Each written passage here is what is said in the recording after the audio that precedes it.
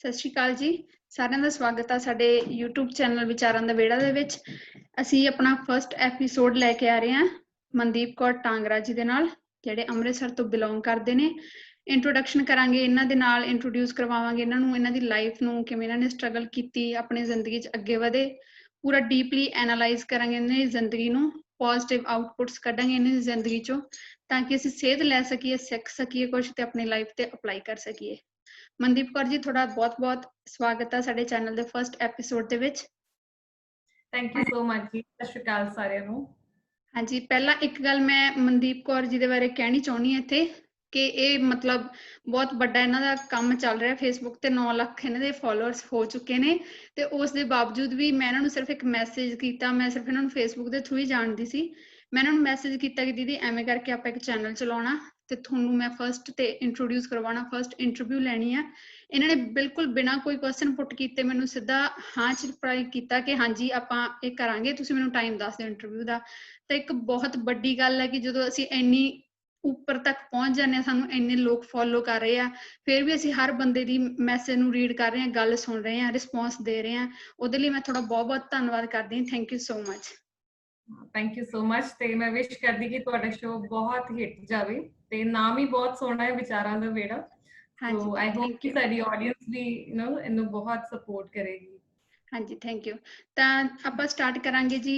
ਮਤਲਬ ਮੈਂ ਚਾਹੁੰਦੀ ਕਿ ਪਹਿਲਾਂ ਤੁਸੀਂ ਆਪਣੇ ਆਪ ਨੂੰ ਇੰਟਰੋਡਿਊਸ ਕਰੋ, ਤੁਹਾਡਾ ਪਿੰਡ, ਨਾਮ, ਸਾਰਾ ਕੁਛ ਇੱਕ ਡਿਟੇਲ ਦੇ ਵਿੱਚ।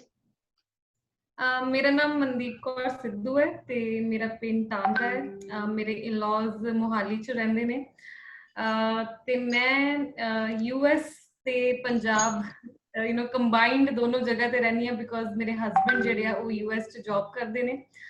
ਸੋ ਬਸ ਇਹੀ। ਤੇ ਮੈਂ ਚੂਜ਼ ਕੀਤਾ ਕਿ ਮੈਂ ਆਪਣੇ ਪਿੰਡ ਦੇ ਵਿੱਚ ਹੀ ਆਪਣਾ ਬਿਜ਼ਨਸ ਸੈਟਅਪ ਕਰਾਂ। ਮੈਂ ਲਾਸਟ 7 ਇਅਰਸ ਤੋਂ ਇੱਕ IT ਕੰਪਨੀ ਜਿਹੜੀ ਆ ਉਹ ਰਨ ਕਰਦੀ ਹਾਂ, ਤੇ ਨਾਲ ਨਾਲ ਮੇਰੀ ਇੱਕ NGO ਆ ਜਿਹਦੇ ਵਿੱਚ ਅਲੱਗ-ਅਲੱਗ ਕਾਜ਼ ਤੇ ਅਸੀਂ ਕੰਮ ਕਰਦੇ ਹਾਂ। ਹਾਂਜੀ, ਸਭ ਤੋਂ ਵੱਡੀ ਗੱਲ, ਮਤਲਬ ਸਭ ਤੋਂ ਜਿਹੜੀ ਮੈਨੂੰ ਚੀਜ਼ ਥੋੜੀ ਇੰਪ੍ਰੈਸ ਕਰਦੀ ਹੁੰਦੀ ਹੈ ਹਮੇਸ਼ਾ, ਕਿ ਤੁਸੀਂ ਪਿੰਡ ਤੋਂ ਉੱਠੇ ਤੇ ਜਦੋਂ ਤੁਸੀਂ ਸਕਸੈਸ ਹਾਸਲ ਕੀਤੀ ਤਾਂ ਉਹਨੂੰ ਦਿਖਾਉਣ ਦੇ ਲਈ, ਉਹਦੇ 'ਚ ਅੱਗੇ ਵਧਣ ਦੇ ਲਈ ਵੀ ਤੁਸੀਂ ਆਪਦਾ ਜਿਹੜਾ ਪੁਆਇੰਟ ਆ ਉਹ ਪਿੰਡ ਹੀ ਚੁਣਿਆ। ਇਹ ਇੱਕ ਬਹੁਤ ਵੱਡਾ ਰਿਸਕ ਹੁੰਦਾ, ਜਿਹਨੂੰ ਲੈਣ ਲਈ ਬਹੁਤ ਵੱਡਾ ਦਿਲ ਚਾਹੀਦਾ, ਤੇ ਉਹ ਤੁਹਾਡਾ ਹੈਗਾ। ਇੱਥੋਂ ਪਤਾ ਲੱਗ ਰਿਹਾ, ਜਿਹੜਾ ਤੁਸੀਂ ਆਪਣਾ ਬਿਜ਼ਨਸ ਪਿੰਡ ਦੇ ਵਿੱਚ ਐਸਟੈਬਲਿਸ਼ ਕੀਤਾ ਹੋਇਆ। ਤਾਂ ਇਸ ਤੋਂ ਬਾਅਦ ਅਸੀਂ ਜਾਣਨਾ ਚਾਹਾਂਗੇ ਕਿ ਸਟੱਡੀ ਬਾਰੇ। ਜਿਵੇਂ ਤੁਸੀਂ ਕਹਿ ਰਹੇ ਹੋ ਕਿ ਤੁਸੀਂ ਅੰਮ੍ਰਿਤਸਰ ਦੇ ਛੋਟੇ ਪਿੰਡ ਟਾਂਗਰਾ ਤੋਂ ਬਿਲੋਂਗ ਕਰਦੇ ਹੋ, ਤਾਂ ਸਾਡਾ ਪਿੰਡ ਵਾਲਿਆਂ ਦੀ ਪ੍ਰੋਬਲਮ ਹੁੰਦੀ ਹੈ ਕਿ ਸਾਨੂੰ ਸਟੱਡੀ ਲਈ ਦੂਰ ਜਾਣਾ ਪੈਂਦਾ। ਤਾਂ ਕਿਵੇਂ ਰਹੀ ਤੁਹਾਡੀ ਸਕੂਲ ਤੋਂ ਕਾਲਜ, ਯੂਨੀਵਰਸਿਟੀ ਤੱਕ ਦੀ ਸਾਰੀ ਲਾਈਫ? ਥੋੜਾ ਜਿਹਾ ਉਹਦੇ ਡਿਸਕ੍ਰਾਈਬ ਕਰੋ। ਸਕੂਲ ਮੇਰਾ ਸੇਂਟ ਫਰਾਂਸਿਸ ਕਨਵੈਂਟ ਸਕੂਲ ਸੀ, ICSE ਬੋਰਡ, ਤੇ ਆਲਮੋਸਟ 10 ਕਿਲੋਮੀਟਰ ਸੀ ਮੇਰੇ ਪਿੰਡ ਤੋਂ। ਤੇ ਮੇਰੇ ਪੇਰੈਂਟਸ ਨੂੰ ਮੈਂ ਬਹੁਤ ਖੁਸ਼ ਹਾਂ ਕਿ ਇੰਨੀ ਸਮਝ ਸੀ, ਤੇ ਉਹਨਾਂ ਨੂੰ ਪਤਾ ਸੀ ਕਿ ਐਜੂਕੇਸ਼ਨ ਜਿਹੜੀ ਹੈ ਬਹੁਤ ਇੰਪੋਰਟੈਂਟ ਆ, ਤੇ ਖਾਸ ਕਰਕੇ ਕੁੜੀਆਂ ਲਈ ਬਹੁਤ ਇੰਪੋਰਟੈਂਟ ਆ। ਮੈਨੂੰ ਲੱਗਦਾ ਕਿ ਇੰਨਾ ਕਿ ਪੇਰੈਂਟਸ ਅਵੇਅਰ ਹੋ ਜਾਣ ਤੇ ਇੱਕ ਬਹੁਤ ਵੱਡੀ ਗੱਲ ਹੈ। ਸੋ ਹਮੇਸ਼ਾ ਮੇਰੇ ਪਾਪਾ ਨੇ ਇਹੀ ਕੋਸ਼ਿਸ਼ ਕੀਤੀ ਕਿ ਅਸੀਂ ਪੈਸੇ ਜੋੜਨੇ ਨਹੀਂ ਆ, ਅਸੀਂ ਪੈਸੇ ਆਪਣੇ ਬੱਚਿਆਂ ਤੇ ਲਾਉਣੇ ਆ। ਸੋ ਬਹੁਤ ਹੀ ਵਧੀਆ ਤਰੀਕੇ ਨਾਲ ਵਧੀਆ ਸਕੂਲ ਦੇ ਵਿੱਚ ਮੇਰੀ ਜਿਹੜੀ ਉਹ ਸਕੂਲਿੰਗ ਹੋਈ ਆ।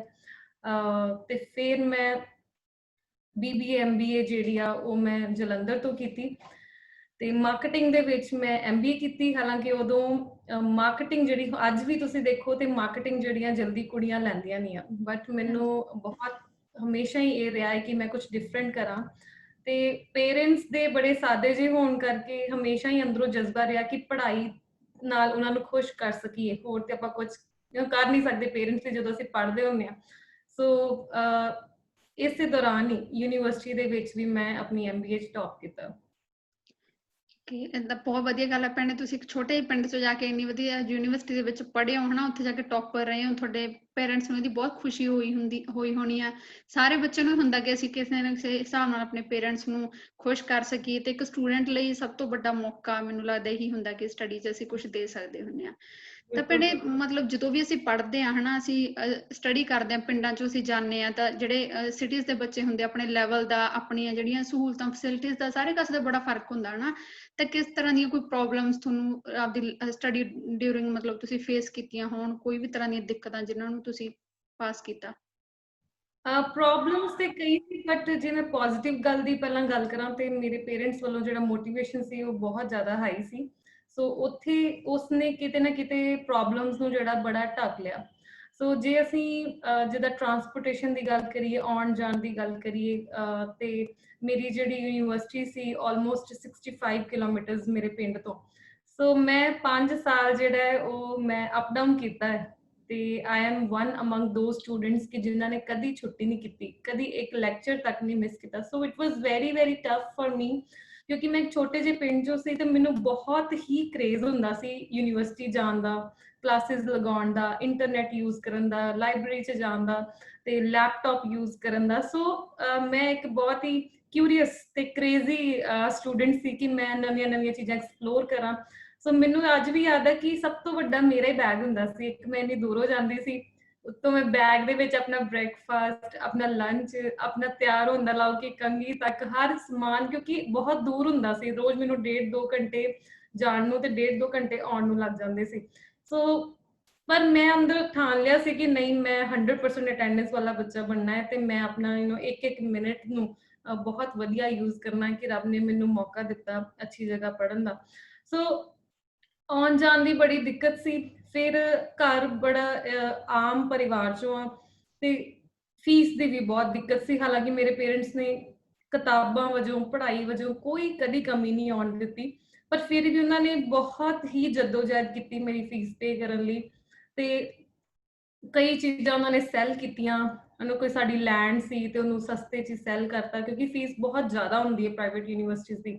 ਤੇ ਕਈ ਵਾਰ ਜਿਹੜਾ ਉਹ ਅਸੀਂ ਨਾਰਮਲ, ਜਿੱਦਾਂ ਹੁਣ ਸਮੈਸਟਰ 'ਚ ਸਪੋਜ਼ ਸਾਡੀ 60,000 ਫੀਸ ਆ, ਤੇ ਮੈਂ ਉਹਨਾਂ ਬੱਚਿਆਂ 'ਚ ਹੁੰਦੀ ਸੀ ਕਿ ਜਿਹੜੀ ਹਰ ਸਮੈਸਟਰ ਟੌਪ ਤੇ ਕਰਦੀ ਸੀ, ਪਰ ਹਰ ਸਮੈਸਟਰ ਮੇਰੀ ਰਿਕੁਐਸਟ ਹੁੰਦੀ ਸੀ ਕਿ ਮੇਰੀ ਫੀਸ ਅੱਗੇ ਕਰ ਲਓ, ਮੇਰੀ ਫੀਸ ਪਿੱਛੇ ਕਰ ਲਓ, ਰਾਈਟ।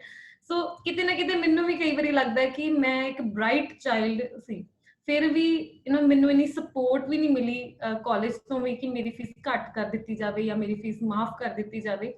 ਸੋ ਫਿਰ ਵੀ ਚਲੋ ਅਹਿਸਾਨ ਜਦੋਂ ਅਸੀਂ ਨਹੀਂ ਲੈਂਦੇ ਤੇ ਹੋਰ ਵੀ ਜ਼ਿਆਦਾ ਤੁਹਾਡੇ 'ਚ ਗਟਸ ਪੈਦਾ ਹੋ ਜਾਂਦੇ ਕਿ ਨਹੀਂ, ਮੈਂ ਕਿਸੇ ਦਾ ਅਹਿਸਾਨ ਨਹੀਂ ਲਿਆ, ਯੂਨੀਵਰਸਿਟੀ ਦਾ ਵੀ ਅਹਿਸਾਨ ਨਹੀਂ ਲਿਆ, ਤੇ ਅਸੀਂ ਜਿਹੜਾ ਉਹ ਕਰਕੇ ਦਿਖਾਇਆ। ਸੋ ਔਖਾ ਬਹੁਤ ਸੀ।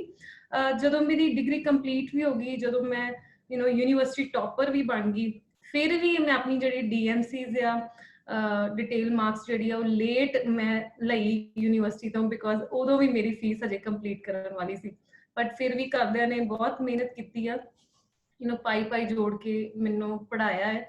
ਤੇ ਮੈਂ ਬਹੁਤ ਹੀ ਜ਼ਿਆਦਾ ਆਪਣੇ ਫਾਦਰ ਦਾ, ਮਦਰ ਦਾ ਬਹੁਤ ਥੈਂਕਫੁਲ ਹਾਂ ਕਿ ਉਹਨਾਂ ਨੇ ਕਣ ਕਣ ਆਪਣੀ ਜ਼ਿੰਦਗੀ ਦਾ ਜਿਹੜਾ ਵਾ ਉਹ ਮੇਰੇ ਤੇ ਲਾ ਦਿੱਤਾ ਹੈ।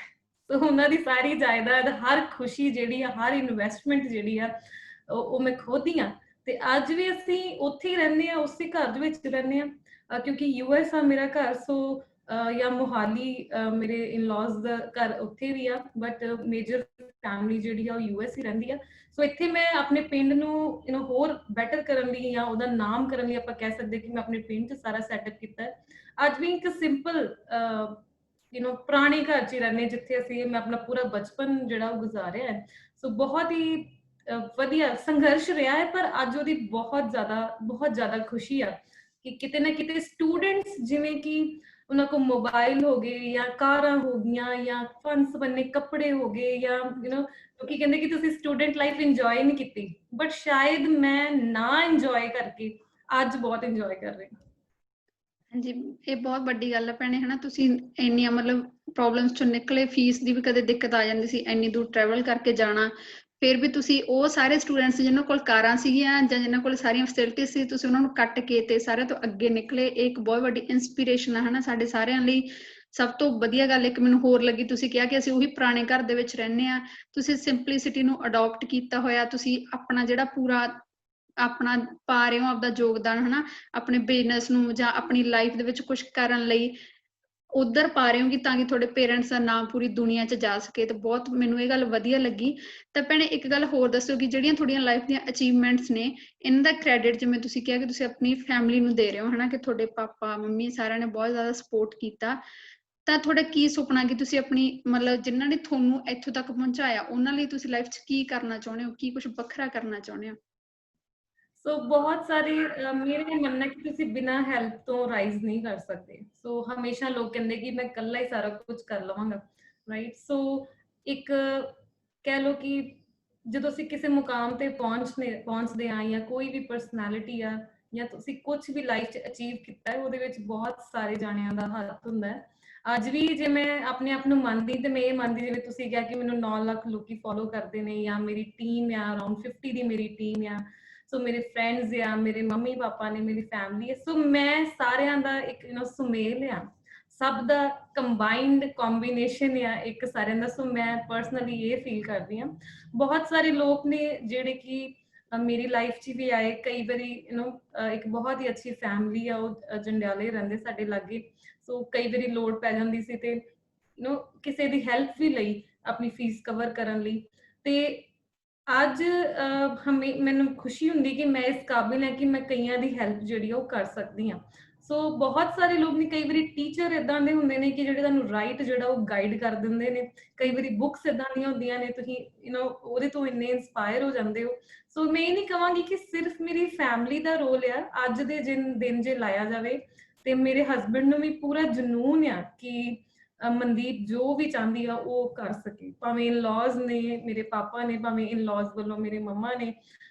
ਬਹੁਤ ਹੀ ਜ਼ਿਆਦਾ ਮੈਂ ਲੱਕੀ ਹਾਂ, ਬਿਕੋਜ਼ ਜਦੋਂ ਤੁਸੀਂ ਮਿਹਨਤੀ ਹੋਗੇ, ਬਹੁਤ ਸਾਰੇ ਲੋਕਾਂ ਨੂੰ ਸ਼ਿਕਾਇਤ ਆ ਕਿ ਮੈਨੂੰ ਇਹ ਪਿਆਰ ਨਹੀਂ ਕਰਦਾ ਜਾਂ ਮੈਨੂੰ ਇੰਨੀ ਰਿਸਪੈਕਟ ਨਹੀਂ ਮਿਲਦੀ। ਬਟ ਮੈਂ ਆਪਣੀ ਜ਼ਿੰਦਗੀ 'ਚੋਂ ਇਹ ਸਿੱਖਿਆ ਕਿ ਜੇ ਤੁਸੀਂ ਬਹੁਤ ਮਿਹਨਤੀ ਹੋ, ਹਨਾ, ਜੀ ਜਾਨ ਆਪਣੀ ਜ਼ਿੰਦਗੀ 'ਚ ਇਮਾਨਦਾਰੀ ਨਾਲ ਲਾ ਰਹੇ ਹੋ, ਤੇ ਲੋਕ ਮਜਬੂਰ ਹੋ ਜਾਂਦੇ ਨੇ, ਆਪਣੇ ਤੇ ਤੁਹਾਡੇ ਹੁੰਦੇ ਹੀ ਨੇ, ਪਰ ਹਰ ਕੋਈ ਮਜਬੂਰ ਹੋ ਜਾਂਦਾ ਕਿ ਉਹ ਤੁਹਾਨੂੰ ਬਹੁਤ ਸਾਰਾ ਪਿਆਰ ਕਰੇ। ਸੋ ਮੈਂ ਬਹੁਤ ਹੀ ਇੱਕ ਲੱਕੀ ਕਿਸਮ ਦਾ ਇਨਸਾਨ ਹਾਂ। ਮੈਂ ਕਹਿ ਸਕਦੀ ਕਿ ਮੈਨੂੰ ਹਮੇਸ਼ਾ ਹੀ ਇਹ ਫੀਲ ਹੁੰਦਾ ਹੈ ਕਿ ਸਾਰੇ ਮੈਨੂੰ ਬਹੁਤ ਪਿਆਰ ਕਰਦੇ ਤੇ ਮੈਂ ਵੀ ਸਾਰਿਆਂ ਨੂੰ ਬਹੁਤ ਕਰਦੀ। ਬਹੁਤ ਵਧੀਆ ਗੱਲ ਹੈ ਭੈਣੇ, ਰੱਬ ਦੀ ਮਿਹਰ ਤੁਹਾਡੇ ਤੇ ਇਸੇ ਤਰ੍ਹਾਂ ਹੀ ਬਣੀ ਰਵੇ, ਸਾਰੇ ਲੋਕ ਤੁਹਾਨੂੰ ਐਵੇਂ ਪਿਆਰ ਕਰਦੇ ਰਹਿਣ। ਤਾਂ ਇੱਕ ਹੋਰ ਕੁਐਸਚਨ ਮੇਰੇ ਮਾਈਂਡ 'ਚ ਆ ਰਿਹਾ ਕਿ ਮਤਲਬ ਤੁਸੀਂ ਆਪਣੀ ਯੂਨੀਵਰਸਿਟੀ ਸਟੱਡੀਜ਼ ਕੰਪਲੀਟ ਕੀਤੀ, ਤਾਂ ਉਸ ਤੋਂ ਨਾਲ ਦੀ ਨਾਲ ਬਾਅਦ ਵਿੱਚ ਤੁਸੀਂ ਆਪਣਾ ਬਿਜ਼ਨਸ ਸਟਾਰਟ ਕੀਤਾ ਜਾਂ ਤੁਹਾਡੀ ਮੈਰਿਜ ਪਹਿਲਾਂ ਹੋਈ?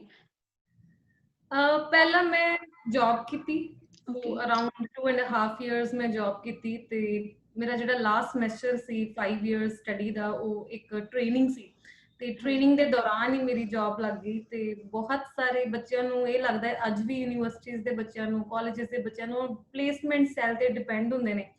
ਸੋ ਮੈਂ ਇੱਕ ਇਹੋ ਜਿਹਾ ਬੱਚਾ ਸੀ ਕਿ ਮੈਂ ਪਹਿਲਾਂ ਹੀ ਮਨ 'ਚ ਸੋਚਿਆ ਸੀ ਕਿ ਮੈਂ ਆਪਣੀ ਪਲੇਸਮੈਂਟ ਆਪੇ ਕਰਨੀ ਆ। ਸੋ ਹਰ ਬੱਚਾ ਜਿਹੜਾ ਅੱਜ ਆ, ਉਹਦੀ ਇਹੀ ਮਨ 'ਚ ਹੋਣਾ ਚਾਹੀਦਾ ਕਿ ਮੈਂ ਆਪਣੀ ਪਲੇਸਮੈਂਟ ਜਿਹੜੀ ਆ ਉਹ ਆਪੇ ਕਰਨੀ।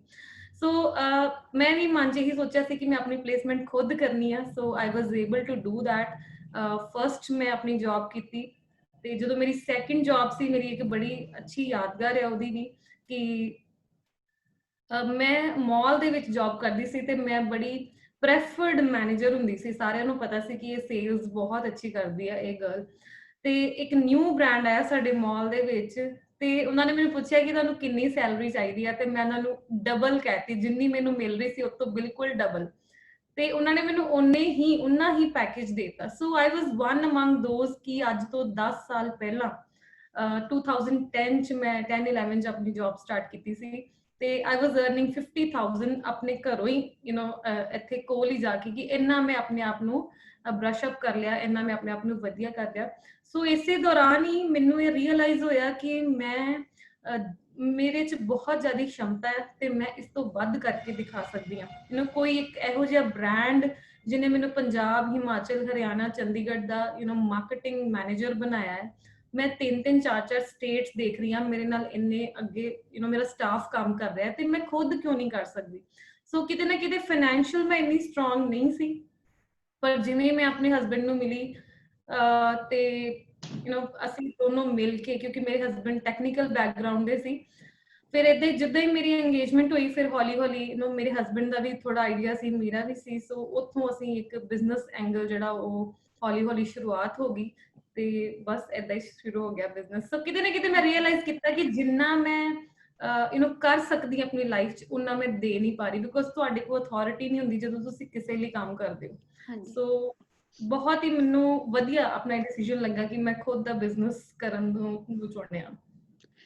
ਤੇ ਭੈਣੇ, ਥੋੜਾ ਜਿਹੜਾ ਸਭ ਤੋਂ ਪਹਿਲਾ ਬਿਜ਼ਨਸ ਸੀ ਉਹ ਤੁਸੀਂ ਕਿਹੜੀ ਪਲੇਸ ਤੇ ਮਤਲਬ ਸਟਾਰਟ ਕੀਤਾ ਸੀ?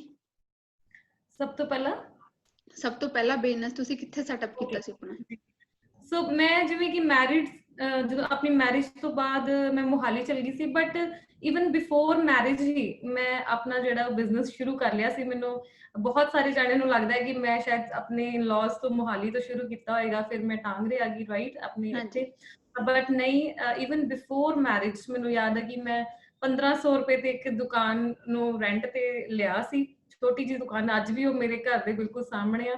ਤੇ ਉਦੋਂ ਹੀ ਮੈਂ 2-3 ਜਾਣਿਆਂ ਨਾਲ ਜਿਹੜਾ ਆਪਣਾ ਕੰਮ ਜਿਹੜਾ ਉਹ ਸਟਾਰਟ ਕਰ ਦਿੱਤਾ ਸੀ, ਜਦੋਂ ਮੈਂ ਇੰਗੇਜਡ ਹੋਈ ਰਾਈਟ। ਤੇ ਵਿਆਹ ਤੋਂ ਵੀ ਪਹਿਲਾਂ ਹੀ, ਸੋ ਸ਼ੁਰੂ ਮੈਂ ਟਾਂਗਰੇ ਤੋਂ ਕੀਤਾ ਆਫਿਸ ਸਮੇਤ, ਤੇ ਨਾਲ ਨਾਲ ਮੈਂ ਉਦੋਂ ਜੌਬ ਵੀ ਕਰਦੀ ਸੀ। ਤੇ ਮੈਨੂੰ ਯਾਦ ਹੈ ਕਿ ਮਾਰਨਿੰਗ ਦੇ ਵਿੱਚ ਮੈਂ ਪਹਿਲਾਂ ਆਪਣਾ ਸਟਾਫ ਦੇਖਦੀ ਸੀ, ਉਹਨਾਂ ਨੂੰ ਮੈਂ 7 ਵਜੇ ਬੁਲਾਉਂਦੀ ਸੀ, ਮਾਲ ਮੈਂ 10 ਵਜੇ ਜਾਣਾ ਹੁੰਦਾ ਸੀ। ਸੋ ਮਾਰਨਿੰਗ ਪੂਰਾ ਮੈਂ ਉਹਨਾਂ ਦੇ ਨਾਲ 3-4 ਘੰਟੇ ਲਾਉਂਦੀ ਸੀ। ਸੋ ਏਦਾਂ ਅਸੀਂ ਮਿਲ ਜੁਲ ਕੇ, ਮੇਰੇ ਹਸਬੈਂਡ ਤੇ ਅੱਜ ਵੀ ਜੌਬ ਕਰ ਰਹੇ ਨੇ। ਸੋ ਸ਼ੁਰੂ ਮੈਂ ਇੱਥੋਂ ਕੀਤਾ। ਫਿਰ ਜਦੋਂ ਮੇਰੀ ਮੈਰਿਜ ਹੋ ਗਈ, ਫਿਰ ਮੈਂ ਆਪਣਾ ਸਾਰਾ ਆਫਿਸ ਸੈਟਅਪ ਉੱਥੇ ਲੈ ਗਈ। ਉੱਥੇ ਜਾ ਕੇ ਮੈਂ ਰੀਅਲਾਈਜ਼ ਕੀਤਾ ਕਿ ਇੱਕ ਤੇ ਕਾਸਟ ਸ਼ਹਿਰਾਂ 'ਚ ਜ਼ਿਆਦਾ ਵਾ, ਦੂਸਰਾ ਕਿ ਮੈਂ ਬਿਲੋਂਗ ਕਿੱਥੋਂ ਕਰਦੀ ਹਾਂ ਰਾਈਟ। ਮੇਰੇ ਲॉज ਜਿਹੜੇ ਉਹ ਆਰਮੀ ਬੈਕਗ੍ਰਾਉਂਡ ਦੇ ਆ, so they have never been to a single place. ਉਹ ਹਮੇਸ਼ਾ ਹੀ ਪੂਰਾ ਇੰਡੀਆ ਨੂੰ ਘੁੰਮਦੇ ਰਹੇ। ਸੋ ਮੈਨੂੰ ਕਿਤੇ ਨਾ ਕਿਤੇ ਹੈਗਾ ਸੀ ਕਿ ਜਿਹੜੇ ਪਿੰਡ 'ਚੋਂ ਮੈਂ ਉੱਠੀ ਆ, ਉੱਥੇ ਮੈਂ ਆਪਣੀ ਜਿਹੜੀ ਆ ਉਸ ਪਿੰਡ ਦਾ ਨਾਮ ਹੋਣਾ ਚਾਹੀਦਾ ਜਿੰਨੇ ਮੈਨੂੰ ਇੱਥੋਂ ਤੱਕ ਅੱਜ ਪਹੁੰਚਾਇਆ। ਸੋ ਇਸ ਸੋਚ ਨਾਲ ਕਿ ਜੇ ਇੱਕ ਮਨਦੀਪ ਕੌਰ ਸਿੱਧੂ ਬਣ ਸਕਦੀ ਤੇ ਹਜ਼ਾਰਾਂ ਮੇਰੇ ਤੋਂ ਵਧੀਆ ਮਨਦੀਪ ਕੌਰ ਸਿੱਧੂ ਜਿਹੜੀਆਂ ਪਿੰਡ 'ਚ ਬਣ ਸਕਦੀਆਂ। ਸੋ for being an inspiration I should stay in my village, ਤੇ ਮੈਨੂੰ ਪਿੰਡ ਦੇ ਵਿੱਚ ਹੀ ਇਹਨੂੰ ਕਰਕੇ ਦਿਖਾਉਣਾ ਚਾਹੀਦਾ। ਭੈਣੇ ਜਿਵੇਂ ਤੁਸੀਂ ਕਿਹਾ ਕਿ ਤੁਸੀਂ ਮਤਲਬ ਮੋਹਾਲੀ ਪਹਿਲਾਂ ਪਿੰਡ ਤੋਂ ਬਿਜ਼ਨਸ ਆਪਣਾ ਸਟਾਰਟ ਕੀਤਾ, ਫਿਰ ਤੁਹਾਡੀ ਮੈਰਿਜ ਹੋਈ, ਤੁਸੀਂ ਮੋਹਾਲੀ ਇਨ-ਲॉज ਕੋਲ ਸ਼ਿਫਟ ਹੋ ਗਏ, ਫਿਰ ਤੁਸੀਂ ਵਾਪਸ ਟਾਂਗਰਾ ਆਏ ਹਨਾ। ਤਾਂ ਇਸ ਤੋਂ ਕਿਤੇ ਨਾ ਕਿਤੇ ਆਪਾਂ ਨੂੰ ਰਿਅਲਾਈਜ਼ ਹੁੰਦੀ ਹੈ ਚੀਜ਼ ਕਿ ਤੁਹਾਨੂੰ ਫੈਮਲੀਜ਼ ਦੀ ਸਪੋਰਟ ਬੜੀ ਰਹੀ ਹੈ, ਚਾਹੇ ਤੁਹਾਡੀ ਉਹ ਇਨ-ਲॉ ਫੈਮਿਲੀ ਹੈ ਚਾਹੇ ਤੁਹਾਡੀ ਫੈਮਿਲੀ। ਕਿਸ ਕਿਸ ਤਰ੍ਹਾਂ ਦੀ ਮਤਲਬ ਜੇ ਆਪਾਂ ਗੱਲ ਕਰੀਏ ਕਿ ਤੁਹਾਨੂੰ ਸਪੋਰਟ ਦੋਨਾਂ ਫੈਮਲੀਜ਼ ਤੋਂ ਮਿਲੀ ਹੈ? ਆਪਣੀ ਜੇ ਖੁਦ ਦੀ ਫੈਮਿਲੀ ਲਗਾਵਾਂ, ਮੰਮੀ ਪਾਪਾ ਜਿਹੜੇ ਟਾਂਗਰੇ ਆ, ਸੋ ਉਹਨਾਂ ਦੀ ਗੱਲ ਕਰਾਂ ਤੇ ਮੇਰੇ ਪੇਰੈਂਟਸ ਨੇ ਬਹੁਤ ਵਾਰ ਮੈਨੂੰ ਡਿੱਗਦੇ ਤੇ ਫਿਰ ਉੱਠਦੇ ਵੇਖਿਆ। ਸੋ ਜੇ ਮੈਂ ਆਪਣੀ 12th ਦੀ ਗੱਲ ਕਰਾਂ ਤੇ ਮੇਰੇ 60% ਮਾਰਕਸ ਵੀ ਨਹੀਂ ਸੀ ਰਾਈਟ। ਪਰ ਜਦੋਂ ਮੈਂ ਆਪਣੀ MBA ਕੀਤੀ ਤੇ ਮੈਂ 5 ਇਅਰਸ ਟੌਪ ਕੀਤਾ, 10 ਸਮੈਸਟਰ ਟੌਪ ਕੀਤੇ ਰਾਈਟ। ਸੋ ਕਿਤੇ ਨਾ ਕਿਤੇ ਮੇਰੇ ਪੇਰੈਂਟਸ ਇਹ ਜਾਣਦੇ ਨੇ ਕਿ ਸਾਡਾ ਬੱਚਾ ਜ਼ੀਰੋ ਹੋ ਕੇ ਫਿਰ ਹੀਰੋ ਬਣ ਸਕਦਾ ਹੈ। ਸੋ ਬਿਜ਼ਨਸ ਵੀ ਇੱਕ ਇਹੋ ਜਿਹਾ ਹੀ ਇੱਕ ਇਹੋ ਜਿਹਾ ਹੀ ਇੱਕ ਆਪਾਂ ਕਹਿ ਸਕਦੇ ਕਿ ਫੀਲਡ ਆ ਕਿ ਜਿਹਦੇ ਵਿੱਚ ਤੁਸੀਂ ਬਾਰ-ਬਾਰ ਜ਼ੀਰੋ ਹੋਣਾ। ਹੁਣ ਆ ਕਰੋਨਾ ਵਾਇਰਸ ਚੱਲ ਰਿਹਾ ਰਾਈਟ, ਜ਼ੀਰੋ ਹੋਣਾ ਫੇਰ ਉੱਠਣਾ, ਜ਼ੀਰੋ ਹੋਣਾ ਫੇਰ ਉੱਠਣਾ। ਤਾਂ ਉਹ ਚੀਜ਼ ਮੇਰੇ 'ਚ ਹੈਗੀ ਆ ਕਿ ਮੈਂ ਕਦੀ ਵੀ ਢੇਰੀ ਨਹੀਂ ਢਾਉਂਦੀ, ਨਵਾਂ ਤਰੀਕਾ ਲੱਭ ਲੈਂਦੀ ਆ ਕਿ ਹੁਣ ਮੈਂ ਏਦਾਂ ਕਰਾਂਗੀ।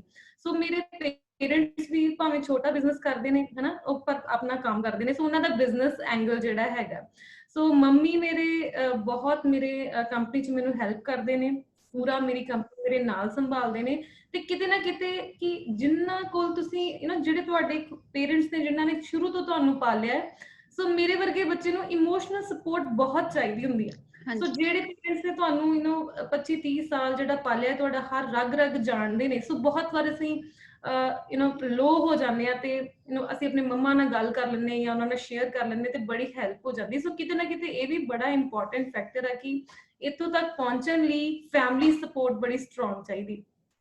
ਦੂਜੀ ਸਾਈਡ ਤੇ ਆ ਜਾਈਏ ਇਨ-ਲॉज ਵੱਲ, ਮੇਰੇ ਜਿਹੜੇ ਫਾਦਰ ਇਨ-ਲॉ ਨੇ ਉਹ ਆਰਮੀ ਆਫਿਸਰ ਰਹੇ ਨੇ, ਫਿਰ ਉਹਨਾਂ ਨੇ 에ਅਰ ਫੋਰਸ 'ਚ ਲੰਬੇ ਸਮੇਂ ਲਈ ਜੌਬ ਕੀਤੀ। ਸੋ ਹੀ ਇਜ਼ ਵੈਰੀ ਡਿਸਿਪਲਿਨਡ, ਠੀਕ ਹੈ, ਦੀਨ ਦੁਨੀਆ ਨੂੰ ਜਾਣਦੇ ਨੇ। ਇੱਧਰ ਵਾਲੀ ਫੈਮਿਲੀ ਅਸੀਂ ਕਦੀ ਬਾਹਰ ਨਹੀਂ ਨਿਕਲੇ, ਕਦੀ ਪੰਜਾਬ ਤੋਂ ਬਾਹਰ ਕਦੀ ਟ੍ਰਿਪ ਨਹੀਂ ਲਾਇਆ ਇੱਕ ਰਾਈਟ। ਬਟ ਜਿਹੜੀ ਦੂਜੀ ਫੈਮਿਲੀ ਸੀ ਉਹ ਪੂਰਾ ਇੰਡੀਆ ਘੁੰਮੇ ਨੇ। ਸੋ ਬਹੁਤ ਸਾਰਾ ਡਿਸਿਪਲਿਨ ਜਿਹੜਾ ਹੈ ਉਹ ਉੱਥੋਂ ਆਇਆ, ਬਹੁਤ ਸਾਰਾ ਨਵੀਆਂ ਗੱਲਾਂ ਜਿਹੜੀਆਂ ਉੱਥੋਂ ਆਈਆਂ। ਮੇਰੇ ਬ੍ਰਦਰ ਇਨ ਲਾਅ ਵੀ is also very intelligent, vice president ਨੇ ਟਾਟਾ ਕੰਸਲਟੈਂਸੀ 'ਚ, TCS 'ਚ। ਸੋ ਬਹੁਤ ਜ਼ਿਆਦਾ ਪੜ੍ਹੀ ਲਿਖੀ ਫੈਮਿਲੀ ਹੈ and everybody is very good. ਤੇ ਦੈਨ ਮੇਰੇ ਜਿਹੜੇ ਮਦਰ ਇਨ ਲਾਅ ਨੇ, ਸੋ ਉਹ ਬੜੇ ਹੈਗੇ ਆ ਸਟਰੋਂਗ ਲੇਡੀ ਰਾਈਟ। ਤੇ ਮਤਲਬ ਕਿ ਵੱਡੇ ਵੀ ਮੁਸੀਬਤਾਂ ਆ ਜਾਣ ਤੇ ਉਹ ਮੈਨੂੰ ਉਹ 'ਚੋਂ ਕੱਢ ਲੈਂਦੇ ਨੇ। And she is very loving, ਜਿਵੇਂ ਕਿ ਮੈਂ ਉੱਥੇ ਜਾਂਦੀ ਵੀ ਹਾਂ ਜਦੋਂ ਵੀ ਹਨਾ ਵੀਕਐਂਡਸ ਤੇ ਜਾਂ ਮਹੀਨੇ ਬਾਅਦ। ਸੋ ਉਹਨਾਂ ਕਦੀ ਨਹੀਂ ਏਦਾਂ ਹੁੰਦਾ ਕਿ ਇਹ ਸਾਡੀ ਨੌਂ ਆ ਤੇ ਏਦਾਂ ਸੋਚੀਏ ਦੱਸੇ। ਸੋ ਉਹ ਵੀ ਬਹੁਤ ਮਿਹਨਤ ਕਰਦੇ। ਸੋ ਮੇਰੇ ਤੇ ਬਹੁਤ ਸਾਰੇ ਲੋਕ ਜਿਹੜੇ ਆ ਬਹੁਤ ਮਿਹਨਤ ਕਰਦੇ, ਉਹਨਾਂ ਨੂੰ ਜਿੱਦਾਂ ਹੁੰਦਾ ਨਾ ਕਿ ਇੱਕ ਹੀਰਾ ਮਿਲ ਗਿਆ ਤੇ ਇਹਨੂੰ ਤਰਾਸ਼ਣਾ ਹੈ। ਸੋ ਉਹ ਇਹ ਵੀ ਅੰਡਰਸਟੈਂਡ ਕਰਦੇ, ਮੇਰੇ ਮੰਮੀ ਵੀ ਇੱਥੇ, ਕਿ ਜ਼ਰੂਰੀ ਨਹੀਂ ਕਿ ਜੋ ਨਾਰਮਲ ਸਾਡੀਆਂ ਵੂਮਨ ਦੀ ਰੂਟੀਨ ਹੁੰਦੀ ਆ ਉਹ ਇੰਪੋਰਟੈਂਟ ਆ। ਉਹ ਇਹ ਸਮਝਦੇ ਆ ਕਿ ਹਾਂ ਇਹਦਾ ਕਿੱਦਾਂ ਅਸੀਂ ਟਾਈਮ ਸੇਵ ਕਰੀਏ ਤਾਂ ਕਿ ਜ਼ਿਆਦਾ ਸਮਾਂ ਆਪਣੇ ਬਿਜ਼ਨਸ 'ਚ ਜਾਂ ਆਪਣੇ ਆਪ ਨੂੰ ਗਰੋ ਕਰਨ 'ਚ ਜਿਹੜਾ ਉਹ ਲਗਾਵੇ। ਸੋ ਐਵਰੀਬਡੀ ਇਜ਼ ਵੈਰੀ ਨਾਈਸ। ਤੇ ਇਹਦੇ ਵਿੱਚ ਜੇ ਮੈਂ ਕਹਾਂ ਸਪੋਰਟ ਦੀ ਗੱਲ, ਤੇ ਮੇਰੇ ਇਨ-ਲॉज ਜਿਹੜੇ ਆ they are very strong, financially ਵੀ ਬਹੁਤ ਵਧੀਆ ਨੇ, ਬਟ ਕਿਤੇ ਨਾ ਕਿਤੇ ਅਸੀਂ ਵੀ ਇਹ ਵਾਲੇ ਕੋਸ਼ਿਸ਼ ਕਰਦੇ ਹਾਂ ਕਿ ਅਸੀਂ ਫੈਮਿਲੀ ਮਨੀ ਜਾਂ ਫਿਰ ਬੈਂਕ ਲੋਨਸ ਨੂੰ ਅਵੋਇਡ ਕਰੀਏ ਜਿੰਨਾ ਕਰ ਸਕੀਏ। ਤੇ ਉਹਨਾਂ ਨੇ ਸਾਨੂੰ ਇਹੀ ਸਿਖਾਇਆ ਕਿ ਆਪਣੇ ਪੈਰਾਂ ਤੇ ਤੁਸੀਂ ਜਿਹੜਾ ਕਰਕੇ ਵਿਖਾਓ, ਪਰ ਬੈਕ ਐਂਡ ਤੇ ਜਿਹੜੀ ਉਹ ਕੋਈ ਕਮੀ ਵੀ ਨਹੀਂ ਹੈ, ਜੇ ਤੁਹਾਨੂੰ ਲੋੜ ਪੈ ਜੇ ਤੇ we are ready to help, right. But still me and my husband are totally doing everything on our own। ਥੋੜਾ ਕਰਦੇ ਆ, ਸ਼ੌਂਕ ਨਾਲ ਕਰਦੇ ਆ ਤੇ ਬਿਨਾਂ ਕਿਸੇ ਬੋਝ ਤੋਂ ਕਰਦੇ ਆ। ਬਹੁਤ ਵਧੀਆ ਗੱਲ ਹੈ ਭੈਣੇ, ਬਹੁਤ ਲੱਕੀ ਹੋ ਤੁਸੀਂ ਹਨਾ, ਤੁਹਾਨੂੰ ਦੋਨੇ ਫੈਮਿਲੀਜ਼ ਤੋਂ ਇੰਨੀ ਵਧੀਆ ਸਪੋਰਟ ਮਿਲ ਰਹੀ ਹੈ, ਇੰਨਾ ਤੁਹਾਨੂੰ ਇਨ-ਲॉज ਤੋਂ ਵੀ ਪਿਆਰ ਮਿਲ ਰਿਹਾ, ਬਹੁਤ ਵਧੀਆ ਗੱਲ ਆ। ਬਾਕੀ ਜਿਵੇਂ ਤੁਸੀਂ ਕਿਹਾ ਕਿ ਜੇ ਅਸੀਂ ਮਿਹਨਤੀ ਹੁੰਦੇ ਹਾਂ ਸਾਨੂੰ ਆਪਣੇ ਆਪ ਮਿਲਦਾ, ਪਿਆਰ ਵੀ ਮਿਲਦਾ, ਸਪੋਰਟ ਵੀ ਮਿਲਦੀ ਆ, ਤੇ ਉਹਨਾਂ ਸਾਰੇ ਲੋਕਾਂ ਦਾ ਵੀ ਅਸੀਂ ਵੀ ਥੈਂਕਫੁਲ ਉਹਨਾਂ ਦੇ ਜਿਹੜੇ ਤੁਹਾਨੂੰ ਸਪੋਰਟ ਕਰ ਰਹੇ, ਕਿਉਂਕਿ ਜੇ ਉਹਨਾਂ ਨੇ ਤੁਹਾਨੂੰ ਇੰਨਾ ਸਪੋਰਟ ਕੀਤਾ, ਸਾਡੇ ਪੰਜਾਬ ਦੇ ਵਿੱਚ ਉਹ ਇੱਕ ਇੰਨਾ ਵਧੀਆ ਇੰਸਪੀਰੇਸ਼ਨਲ ਮਾਡਲ ਅੱਜ ਜਿਹਦਾ ਅਸੀਂ ਇੰਟਰਵਿਊ ਕਰ ਪਾ ਰਹੇ ਹਾਂ ਸਾਡੇ ਸਾਹਮਣੇ ਆ, ਤਾਂ ਸਾਰਿਆਂ ਦੀ ਇਹਦੇ ਲਈ ਬਹੁਤ ਜ਼ਿਆਦਾ ਧੰਨਵਾਦ ਆ ਹਨਾ, ਸਾਰਿਆਂ ਦੇ ਬਹੁਤ ਜ਼ਿਆਦਾ ਸਤਿਕਾਰ ਹੈ ਇਸ ਚੀਜ਼ ਦੇ ਲਈ। ਭੈਣੇ ਮਤਲਬ ਜਿਵੇਂ ਅਸੀਂ ਕੋਈ ਵੀ ਕੰਮ ਸਟਾਰਟ ਕਰਦੇ ਹਾਂ, ਖਾਸ ਕਰ ਜਦੋਂ ਅਸੀਂ ਪਿੰਡਾਂ 'ਚ ਜਾਂਦੇ ਹਾਂ ਤਾਂ ਹੁੰਦਾ ਕਿ ਹਰੇਕ ਚੀਜ਼ ਤੇ ਕੁਐਸਚਨ ਪੁੱਟ ਹੁੰਦੇ ਆ ਹਨਾ, ਹਰੇਕ ਚੀਜ਼ ਤੇ ਸਾਨੂੰ ਪ੍ਰੋਬਲਮ ਫੇਸ ਕਰਨੀ ਪੈਂਦੀ ਆ, ਤਾਂ ਕੋਈ ਇਹੋ ਜਿਹੀਆਂ ਹਰਡਲਸ ਜਿਹੜੀਆਂ ਤੁਹਾਡੇ ਯਾਦ ਹੋਣ ਬਿਜ਼ਨਸ ਲਾਈਫ ਦੇ ਵਿੱਚ ਤੁਸੀਂ ਫੇਸ ਕੀਤੀਆਂ ਹੋਣ, ਕਿ ਕਿਸੇ ਵੀ ਕਾਈਂਡ ਦੀ, ਕਿ ਸੋਸਾਇਟੀ ਦਾ ਪ੍ਰੈਸ਼ਰ ਜਾਂ ਫਿਰ ਕੋਈ ਵੀ kind of stress, mental, emotional, ਕਿਸੇ ਵੀ ਟਾਈਪ ਦੀ ਜਿਸ 'ਚੋਂ ਤੁਸੀਂ ਨਿਕਲੇ ਹੋਣ? ਬਹੁਤ ਦਿੱਕਤਾਂ ਬਹੁਤ ਆਉਂਦੀਆਂ ਨੇ, ਬਟ ਮੈਂ ਬਿਲੀਵ ਕਰਦੀ ਹਾਂ ਖੁਸ਼ ਰਹਿਣ ਦੇ ਵਿੱਚ। ਸੋ ਤੁਸੀਂ ਮੈਨੂੰ ਫੇਕ ਨਹੀਂ ਕਹਿ ਸਕਦੇ ਆਪਾਂ ਇਸ ਚੀਜ਼ ਨੂੰ। ਫੇਕ ਉਹ ਹੁੰਦਾ ਕਿ ਜਦੋਂ ਅਸੀਂ ਦੁਖੀ ਹਾਂ ਤੇ ਅਸੀਂ ਬਾਹਰੋਂ ਬਹੁਤ ਜਦੋਂ ਅਸੀਂ ਸੁਖੀ ਵੀ ਆ ਤੇ ਬਾਹਰੋਂ ਅਸੀਂ ਦੁਖੀ ਦਿਖਾਈਏ, ਮੈਂ ਇਹ ਮੰਨਦੀ ਹਾਂ, ਰਾਈਟ। ਜਿੱਦਾਂ ਕਿ ਸੁਸਾਈਡ ਹੀ ਕਰ ਲੈਂਦੇ ਲੋਕ, ਰਾਈਟ, ਕਿ ਅੰਦਰੋਂ ਭਾਵੇਂ ਸਾਡੇ ਕੋਲ ਸਾਰਾ ਕੁਝ ਹੋਵੇ ਪਰ ਬਾਹਰੋਂ ਅਸੀਂ ਸੈਡ ਆ। ਪਰ ਮੈਂ ਉਹਨਾਂ ਚੋਂ ਆ ਕਿ ਜਿਹੜੇ ਲੋਕ ਅੰਦਰੋਂ ਦੁਖੀ ਹੁੰਦੇ ਨੇ ਬਟ ਬਾਹਰੋਂ ਖੁਸ਼ ਰਹਿੰਦੇ ਨੇ। ਸੋ ਉਹਨਾਂ ਦੇ ਵਿੱਚੋਂ ਸੋ ਮੈਂ ਦੁਖੀ ਬਿਲਕੁਲ ਨਹੀਂ ਆ, ਠੀਕ ਆ। ਸਟਰਗਲ ਦੇ ਵਿੱਚ ਮੈਨੂੰ ਪਲੇਜ਼ਰ ਨਜ਼ਰ ਆਉਂਦਾ। ਆਈ ਫੀਲ ਕਿ ਸਟਰਗਲ ਦੇ ਵਿੱਚ ਜਿਹੜਾ ਉਹ ਪਲੇਜ਼ਰ ਆ। ਸੋ ਮੈਂ ਤੁਹਾਡਾ ਕੁਐਸਚਨ ਦੁਬਾਰਾ ਜਾਨਣਾ ਚਾਹੁੰਦੀ। ਹਾਂਜੀ, ਮਤਲਬ ਕੋਈ ਹਰਡਲਸ ਜਿਹੜੀਆਂ ਬਿਜ਼ਨਸ ਲਾਈਫ ਦੇ ਡਿਊਰਿੰਗ ਤੁਸੀਂ ਹਨਾ ਫੇਸ ਕੀਤੀਆਂ ਹੋਣ? ਬਿਜ਼ਨਸ ਦੇ ਵਿੱਚ ਜਦੋਂ ਅਸੀਂ ਦੇਖਦੇ ਹਾਂ ਕਿ ਐਜ਼ ਅ ਵੂਮਨ ਦੋ ਤਰ੍ਹਾਂ ਦੇ ਜਿਹੜੇ ਪ੍ਰੈਸ਼ਰ ਹੈ ਉਹ ਬਹੁਤ ਜ਼ਿਆਦਾ ਹੈ। ਕਿਉਂਕਿ ਤੁਸੀਂ ਕੋਈ ਵੀ ਵੂਮਨ ਜਿੰਨੇ ਕਿ ਕਿਸੇ ਤੋਂ ਹੈਲਪ ਨਹੀਂ ਲਈ ਫਾਈਨੈਂਸ਼ੀਅਲੀ, ਰਾਈਟ, ਨਾਲ ਵੀ ਜਿਹੜਾ ਕੰਮ ਕੀਤਾ ਜਾ ਸਕਦਾ ਸਾਡੀ ਜਰਨੀ ਨੂੰ, ਕਿ ਅਸੀਂ ਬਹੁਤ ਜ਼ਿਆਦਾ ਜਿਹੜਾ ਵਾ ਉਹ ਆਪਣੇ ਤੇ ਲੋਡ ਜਿਹੜਾ ਨਹੀਂ ਪਾਇਆ। ਸੋ ਸੋਸਾਈਟਲ ਤੇ ਜਿਹੜਾ ਇਕਨੋਮਿਕ ਪ੍ਰੈਸ਼ਰ ਆ ਉਹ ਹਮੇਸ਼ਾ ਹੀ ਰਹਿੰਦਾ ਬਿਜ਼ਨਸ 'ਚ। ਸੋਸਾਈਟਲ ਵੂਮਨ ਤੇ ਥੋੜਾ ਜ਼ਿਆਦਾ ਰਹਿੰਦਾ। ਹੁਣ ਜਿਵੇਂ ਮੈਂ ਮੈਰਿਡ ਆ, ਮੈਨੂੰ ਆਲਮੋਸਟ 7 ਇਅਰਸ ਹੋ ਗਏ ਨੇ, ਰਾਈਟ, ਮੇਰੀ ਮੈਰਿਜ ਨੂੰ, ਤੇ ਮੇਰੇ ਹਸਬੈਂਡ US ਰਹਿੰਦੇ ਨੇ। ਸੋ ਬਹੁਤ ਜ਼ਿਆਦਾ ਲੋਕ ਆ ਜਿਹੜੇ ਕਿ ਕੁਐਸਚਨ ਕਰਦੇ ਨੇ ਕਿ ਵਾਈ।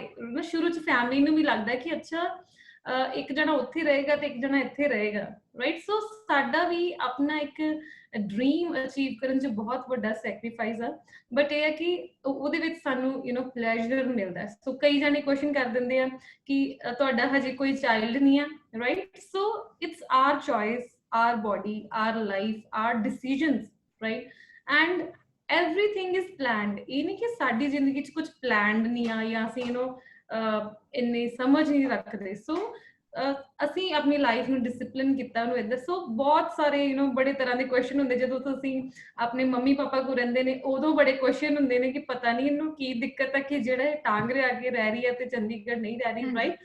ਸਾਡੀ ਫੈਮਿਲੀ ਇਦਾਂ ਕਿ ਜਦੋਂ ਮੇਰੇ ਹਸਬੈਂਡ ਵੀ ਆਉਂਦੇ ਨੇ ਉਹ ਇੱਥੇ ਵੀ ਰਹਿ ਲੈਂਦੇ ਨੇ, ਰਾਈਟ। ਅਸੀਂ ਸਾਰੇ ਇਕੱਠੇ ਮਿਲ ਕੇ US ਵੀ ਰਹਿੰਦੇ ਆ। ਸੋ ਬਹੁਤ ਹੀ ਹਾਈ ਲੈਵਲ ਆਫ ਜਿਹੜੀ ਆ ਉਹ ਅੰਡਰਸਟੈਂਡਿੰਗ। ਸੋ ਇੰਟਰਨਲੀ ਕੋਈ ਪ੍ਰੋਬਲਮ ਨਹੀਂ ਆ, ਬਾਹਰੋਂ ਕਈ ਵਾਰੀ ਕੁਐਸਚਨਸ ਫੇਸ ਕਰਨੇ ਪੈ ਜਾਂਦੇ। ਸ਼ੁਰੂ 'ਚ ਜ਼ਿਆਦਾ ਸੀ, ਹੁਣ ਹੌਲੀ ਹੌਲੀ ਸਾਰਿਆਂ ਨੂੰ ਪਤਾ ਲੱਗ ਗਿਆ ਕਿ ਹਾਂਜੀ ਕੀ ਸਿਨੈਰੀਓ, ਰਾਈਟ। ਸੋ ਫਾਈਨੈਂਸ਼ੀਅਲ ਪ੍ਰੈਸ਼ਰ ਵੀ ਬਹੁਤ ਵਾਰ ਆਇਆ, ਬਟ ਕਿਤੇ ਨਾ ਕਿਤੇ ਅਸੀਂ ਰੀਅਲਾਈਜ਼ ਕੀਤਾ ਕਿ ਫੈਮਿਲੀ ਮਨੀ ਜਿਹੜੀ ਉਹ ਜ਼ਿਆਦਾ ਬਿਜ਼ਨਸ ਵਿੱਚ ਪਾ ਕੇ ਅਸੀਂ ਉਹਨੂੰ ਨਹੀਂ ਖਰਾਬ ਕਰਨਾ ਚਾਹੁੰਦੇ, because we should check more of our own calibre.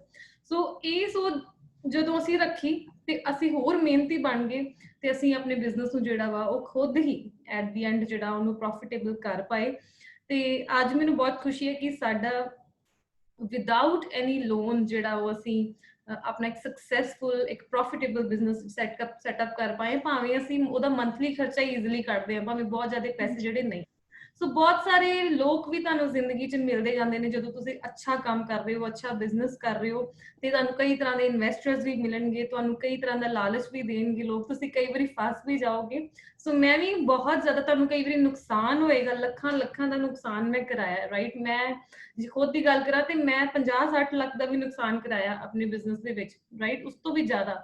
So ਇਹ ਨਹੀਂ ਕਿ ਦੁਬਾਰਾ ਤੁਸੀਂ ਕਰ ਨਹੀਂ ਸਕਦੇ, ਕਈ ਵਾਰੀ ਕਈ ਗਲਤ ਐਸੋਸੀਏਸ਼ਨਸ ਹੋ ਜਾਂਦੀਆਂ ਨੇ, ਹਨਾ, ਤੁਹਾਨੂੰ ਲੱਗਦਾ ਕਿ ਆ ਇਨਵੈਸਟਰ ਠੀਕ ਆ, ਜਾਂ ਇਹ ਬੰਦਾ ਠੀਕ ਹੈ, ਅਸੀਂ ਕੰਮ ਕਰ ਸਕਦੇ ਹਾਂ, ਜਾਂ ਇਹ ਸੀਏ ਠੀਕ ਹੈ। So things happen, but with time you realise ਕਿ ਸਾਰਾ ਜਿਹੜਾ ਉਹ ਪਾਰਟ ਆਫ ਲਾਈਫ ਆ, it's a part of business. So ਹੁਣ ਮੈਂ ਚੀਜ਼ਾਂ ਨੂੰ ਇੰਨਾ ਜ਼ਿਆਦਾ ਕਿ ਨਹੀਂ, ਇੰਨਾ ਟੈਨਸ਼ਨ 'ਚ ਨਹੀਂ ਲੈਂਦੀ। ਤੇ ਓਨੈਸਟਲੀ ਜੇ ਤੁਸੀਂ ਕੰਮ ਕਰੋਗੇ, ਕਲੀਨ ਕੰਮ ਕਰੋਗੇ, ਕਲੀਅਰ ਕੰਮ ਕਰੋਗੇ, ਤੇ ਤੁਹਾਡੀ ਕ੍ਰੀਏਟੀਵਿਟੀ ਜਿਹੜੀ ਆ ਉਹ ਕਦੇ ਵੀ ਨਹੀਂ ਜਾਏਗੀ, ਤੇ ਮੁਸੀਬਤਾਂ ਵੀ ਜਿਹੜੀਆਂ ਉਹ ਘੱਟ ਆਉਣਗੀਆਂ। ਸੋ ਇਹ ਬਹੁਤ ਜ਼ਰੂਰੀ ਹੈ ਕਿ ਅਸੀਂ ਪ੍ਰੋਫਿਟ ਨੂੰ ਵਧਾਉਣ ਲਈ, ਇਹ ਨਹੀਂ ਕਿ ਬਿਜ਼ਨਸ ਨੂੰ ਵਾਈਟ ਵਿੱਚ ਨਹੀਂ ਕਰਦੇ ਜਾਂ ਹੋਰ ਕਈ ਤਰ੍ਹਾਂ ਦੇ ਹੱਥਕੰਡੇ ਅਪਣਾ ਰਹੇ ਹਾਂ। ਸੋ ਵੂਮਨ ਲਈ ਖਾਸ ਕਰਕੇ, ਜਾਂ ਉਦਾਂ ਵੀ ਜਿੰਨਾ ਅਸੀਂ ਓਨੈਸਟ, ਜਿੰਨਾ ਅਸੀਂ ਕਲੀਨ ਬਿਜ਼ਨਸ ਕਰਾਂਗੇ, ਪ੍ਰੋਬਲਮਸ ਦੁਨੀਆਂ ਹੀ ਘੱਟ ਨੇ।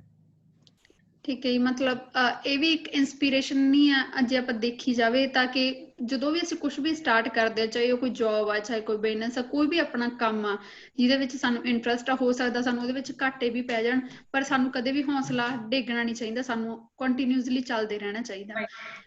ਭੈਣੇ, ਜਿਵੇਂ ਤੁਸੀਂ ਕਿਹਾ ਕਿ ਮਤਲਬ ਤੁਸੀਂ 6-7 ਸਾਲ ਹੋ ਗਏ ਮੈਰਿਜ ਨੂੰ, ਹਸਬੈਂਡ ਉੱਥੇ ਰਹਿ ਰਹੇ ਆ, ਤੁਸੀਂ ਇੱਥੇ ਰਹਿ ਰਹੇ ਹੋ, ਤੇ ਸੁਸਾਇਟੀ ਇਹ ਕੁਐਸਚਨ ਕਰਦੀ ਆ ਕਿ ਤੁਸੀਂ ਅਲੱਗ-ਅਲੱਗ ਰਹਿ ਰਹੇ ਹੋ। ਮਤਲਬ ਸਾਡੀ ਸੁਸਾਇਟੀ ਦੇ ਅਕੋਰਡਿੰਗ ਮੈਰਿਜ ਦਾ ਮਤਲਬ ਜੋ ਹੈਗਾ ਉਹ ਸਾਨੂੰ ਸਾਰਿਆਂ ਨੂੰ ਪਤਾ, ਪਰ ਮੈਂ ਜਾਣਨਾ ਚਾਹੁੰਦੀ ਕਿ ਤੁਹਾਡੇ ਅਕੋਰਡਿੰਗ ਮੈਰਿਜ ਦਾ ਮੀਨਿੰਗ ਕੀ ਹੈ? What is the meaning of marriage? Marriage ਦਾ ਮਤਲਬ ਮੇਰੇ ਅਕੋਰਡਿੰਗ ਤੇ ਇਹ ਹੈ ਕਿ ਤੁਸੀਂ, ਤੁਹਾਡੇ ਜੋ ਡ੍ਰੀਮਸ ਨੇ, ਕੋਈ ਉਹਨੂੰ ਆਪਣਾ ਡ੍ਰੀਮ ਬਣਾ ਲੇ, ਰਾਈਟ। ਸੋ ਮੈਂ ਤੇ ਬਹੁਤ ਹੀ ਜ਼ਿਆਦਾ ਮਤਲਬ ਲੱਕੀ ਹਾਂ। ਸੋ ਸਿਰਫ ਜਿਹੜੀਆਂ ਤੁਹਾਡੀਆਂ ਫੀਲਿੰਗਸ ਆ, ਤੁਹਾਡਾ ਜਿਹੜਾ ਇੱਕ ਕਬੀਲਦਾਰੀ ਵਾਲੀ ਲਾਈਫ ਆ, ਉਹ ਮੈਰਿਜ ਨਹੀਂ ਆ। ਫੀਲਿੰਗ ਤੇ ਤੁਹਾਨੂੰ ਕਿਤੇ ਵੀ ਆ ਸਕਦੀਆਂ ਨੇ, ਰਾਈਟ। ਲਾਈਫ 'ਚ ਕਿੰਨਾ ਕੁਝ ਹੁੰਦਾ ਹੈ। ਸੋ ਕਦੀ ਵੀ ਸਾਡੇ ਮਨ 'ਚ ਕਈ ਤਰ੍ਹਾਂ ਦੀਆਂ ਫੀਲਿੰਗਸ ਆਉਂਦੀਆਂ ਨੇ, ਕਈ ਲੋਕੀ ਮੈਰਿਡ ਹੁੰਦੇ ਫਿਰ ਵੀ ਫੀਲਿੰਗਸ ਆ ਜਾਂਦੀਆਂ ਤੁਹਾਨੂੰ, ਰਾਈਟ, ਕਈ ਅਨਮੈਰਿਡ ਆ ਤਾਂ ਵੀ। ਸੋ ਇਹ ਚੀਜ਼ਾਂ ਜਿਹੜੀਆਂ ਜਿਹੜੀ ਮੈਰਿਜ ਆ, ਉਹ ਇਹ ਸਾਰੀਆਂ ਚੀਜ਼ਾਂ ਤੋਂ ਬਹੁਤ ਉੱਪਰ ਵਾਲੀ ਗੱਲ ਆ। ਸੋ ਇਹਦੇ ਵਿੱਚ ਕੱਲੀਆਂ ਤੁਹਾਡੀਆਂ ਮਨ ਦੀਆਂ ਇੱਛਾਵਾਂ, ਤੁਹਾਡੀ ਫੀਲਿੰਗਸ ਹੀ, ਜਾਂ ਫਿਰ ਮੈਂ ਕਹਾਂਗੀ ਕਿ ਫਿਜ਼ੀਕਲ ਹੀ ਤੁਹਾਡਾ ਕੰਸੀਡਰੇਸ਼ਨ ਨਹੀਂ ਹੋਣੀ ਚਾਹੀਦੀ।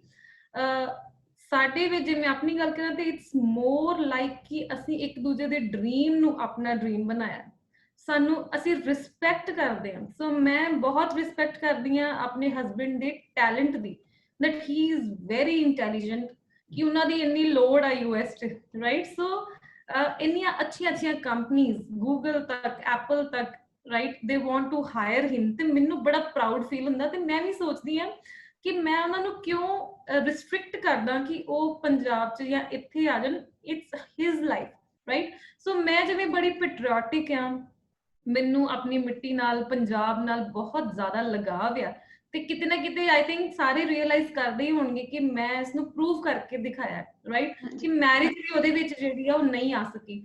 ਬਟ ਇਸ ਦਾ ਮਤਲਬ ਇਹ ਨਹੀਂ ਕਿ ਤੁਸੀਂ ਆਪਣੇ ਹਸਬੈਂਡ ਜਾਂ ਆਪਣੀ ਵਾਈਫ ਦੀ ਜਿਹੜੀ ਇੱਛਾ ਵਾ, ਜਾਂ ਉਹਨਾਂ ਦੀ ਜਿਹੜੀ ਚੋਇਸ ਆ, ਉਹਨੂੰ ਤੁਸੀਂ ਰਿਸਟ੍ਰਿਕਟ ਕਰ ਦੋ। ਸੋ ਸਾਡੇ 'ਚ ਇਹ ਕਿ ਅਸੀਂ ਇੱਕ ਦੂਜੇ ਦੀ ਜਿਹੜੀ ਚੋਇਸ ਆ, ਜਿੱਦਾਂ ਕਿ ਮੇਰੇ ਹਸਬੈਂਡ ਦੀ US 'ਚ ਰਹਿਣ ਦੀ ਚੋਇਸ ਆ, US 'ਚ ਕੰਮ ਕਰਨ ਦੀ ਚੋਇਸ ਆ, ਆਪਣਾ ਟੈਲੈਂਟ ਹੋਰ ਵਧੀਆ ਕਰਨ ਦੀ ਚੋਇਸ ਆ, right. He wants to invest in US, ਕਿ ਮੈਂ ਅਮਰੀਕਾ ਦੇ ਵਿੱਚ ਇਨਵੈਸਟ ਕਰਾਂ, ਉੱਥੇ ਆਪਣਾ ਬਿਜ਼ਨਸ ਸੈਟਅਪ ਕਰਾਂ, ਉੱਥੇ ਹੋਰ ਮੇਰਾ ਜੋ ਮਨ ਹੈ, ਮੈਂ ਦੁਨੀਆ ਵੇਖਾਂ ਕਿ ਅੱਗੇ ਕੀ ਹੈਗਾ, because he is in technology, ਤੇ ਟੈਕਨੋਲੋਜੀ 'ਚ US 20 ਸਾਲ ਸਾਡੇ ਤੋਂ ਅੱਗੇ ਆ। ਸੋ ਬਹੁਤ ਜਿਹੜੀ ਆ ਉਹ ਰਿਸਪੈਕਟ ਕਰਨ ਦੀ ਜ਼ਰੂਰਤ ਹੈ ਕਿ ਤੁਹਾਡੇ ਪਾਰਟਨਰ ਦੇ ਵਿੱਚ ਟੈਲੈਂਟ ਕੀ ਆ, ਰਾਈਟ। ਤੇ ਫਿਰ ਸਿੰਪਲਿਸਿਟੀ, ਤੁਹਾਨੂੰ ਇੱਕ ਦੂਜੇ ਨੂੰ ਇਹ ਹੋਣਾ ਚਾਹੀਦਾ ਕਿ ਸਕਸੈਸਫੁਲ ਮੈਰਿਜ ਦਾ ਇਹ ਵੀ ਇੱਕ ਬਹੁਤ ਪੋਜ਼ਿਟਿਵ ਚੀਜ਼ ਹੈ ਕਿ ਤੁਸੀਂ ਦੋਨੋਂ ਇਕੁਅਲ ਸਮਝੋ ਆਪਣੇ ਆਪ ਨੂੰ। ਕਿ ਅੱਜ ਮੇਰੇ ਹਸਬੈਂਡ ਮੈਨੂੰ ਕਹਿੰਦੇ ਨੇ ਕਿ ਦੱਸੋ ਤੁਹਾਨੂੰ ਕੀ ਚਾਹੀਦਾ ਹੈ, and you spend whatever you want to spend, ਜੋ ਤੁਹਾਨੂੰ ਚਾਹੀਦਾ ਹੈ ਤੁਸੀਂ ਲਓ। ਮਤਲਬ I feel like a queen. Why I feel like a queen? ਕਿਉਂਕਿ ਮੈਂ ਖੁਦ ਵੀ ਅਰਨ ਕਰਦੀ ਹਾਂ, ਮੇਰੇ ਕੋਲ ਖੁਦ ਦੇ ਪੈਸੇ ਹੈਗੇ ਨੇ, ਤੇ ਮੈਨੂੰ ਕਦੇ ਲੋੜ ਹੀ ਨਹੀਂ ਪੈਂਦੀ। ਤੇ ਮਤਲਬ ਮੈਨੂੰ ਕਦੀ ਲੋੜ ਹੀ ਨਹੀਂ ਪਈ, ਮੈਂ ਇਹ ਕਹਾਂਗੀ।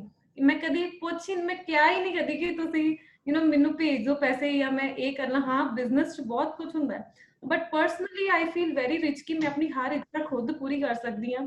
ਤੇ ਫਿਰ ਦੇਖੋ ਕਿ ਇੰਨਾ ਅੱਛਾ ਪਿੱਛੇ ਬੈਕਅਪ ਵੀ ਹੈਗਾ। ਸੋ ਇਹ ਚੀਜ਼ਾਂ ਤਾਂ ਹੀ ਹੋ ਸਕਦੀਆਂ ਨੇ ਜੇ ਦੋਨੋਂ ਬਹੁਤ ਮਿਹਨਤੀ ਆ। ਸੋ ਗਰਲਸ ਨੂੰ ਇਹ ਸਮਝਣਾ ਚਾਹੀਦਾ ਕਿ you should not force somebody to ਤੁਹਾਡੀ ਜ਼ਿੰਦਗੀ ਚਲਾਉਣ ਲਈ ਦੂਜੇ ਦੀ ਡਿਊਟੀ ਨਹੀਂ ਹੈ। ਤੁਹਾਡੇ ਪੇਰੈਂਟਸ ਨੇ ਤੇ ਤੁਹਾਨੂੰ ਇੰਨਾ ਪੜਾਇਆ ਹੈ, ਤੁਹਾਡੇ ਤੇ ਇੰਨਾ ਜ਼ੋਰ ਲਗਾਇਆ ਹੈ, right? So girls should come out and they should equally help their husband ਕਿ ਅਸੀਂ ਦੋਨੋਂ ਇੱਕੋ ਜਿਹਾ ਕਰ ਸਕਦੇ ਹਾਂ।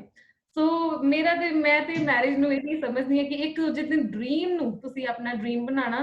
ਫਿਰ ਜਦੋਂ ਅਸੀਂ ਗ੍ਰਸਥੀ ਦੀ ਗੱਲ ਕਰਦੇ ਹਾਂ, ਹਨਾ, ਬੱਚਿਆਂ ਦੀ ਗੱਲ ਕਰਦੇ ਆ ਜਾਂ ਮਿਲਣ ਦੀ ਗੱਲ ਕਰਦੇ ਆ, ਕਿਤੇ ਘੁੰਮਣ ਦੀ ਗੱਲ ਕਰਦੇ ਆ, ਜਦੋਂ ਤੁਸੀਂ ਇੱਕ ਦੂਜੇ ਦੇ ਡ੍ਰੀਮ ਨੂੰ ਆਪਣਾ ਡ੍ਰੀਮ ਬਣਾ ਲੈਂਦੇ ਜੇ ਤੇ ਥਿੰਗਸ ਫੋਲੋ, ਰਾਈਟ? ਪਹਿਲਾਂ ਉਹੀ ਕਿ ਤੁਹਾਡਾ ਹਰ ਚੀਜ਼ ਫਿਰ ਤੁਹਾਡਾ ਜੀ ਕਰਦਾ, ਤੁਹਾਡਾ ਮਿਲਣ ਦਾ ਵੀ ਜੀ ਕਰਦਾ, ਤੁਹਾਡਾ ਮਨ ਕਰਦਾ ਕਿ ਤੁਹਾਡੇ ਬੱਚੇ ਵੀ ਹੋਣ, ਰਾਈਟ? ਸੋ ਇਹ ਨਹੀਂ ਕਿ ਅਸੀਂ ਕੁਝ ਮਿਸ ਕਰ ਰਹੇ ਹਾਂ, we are not missing anything.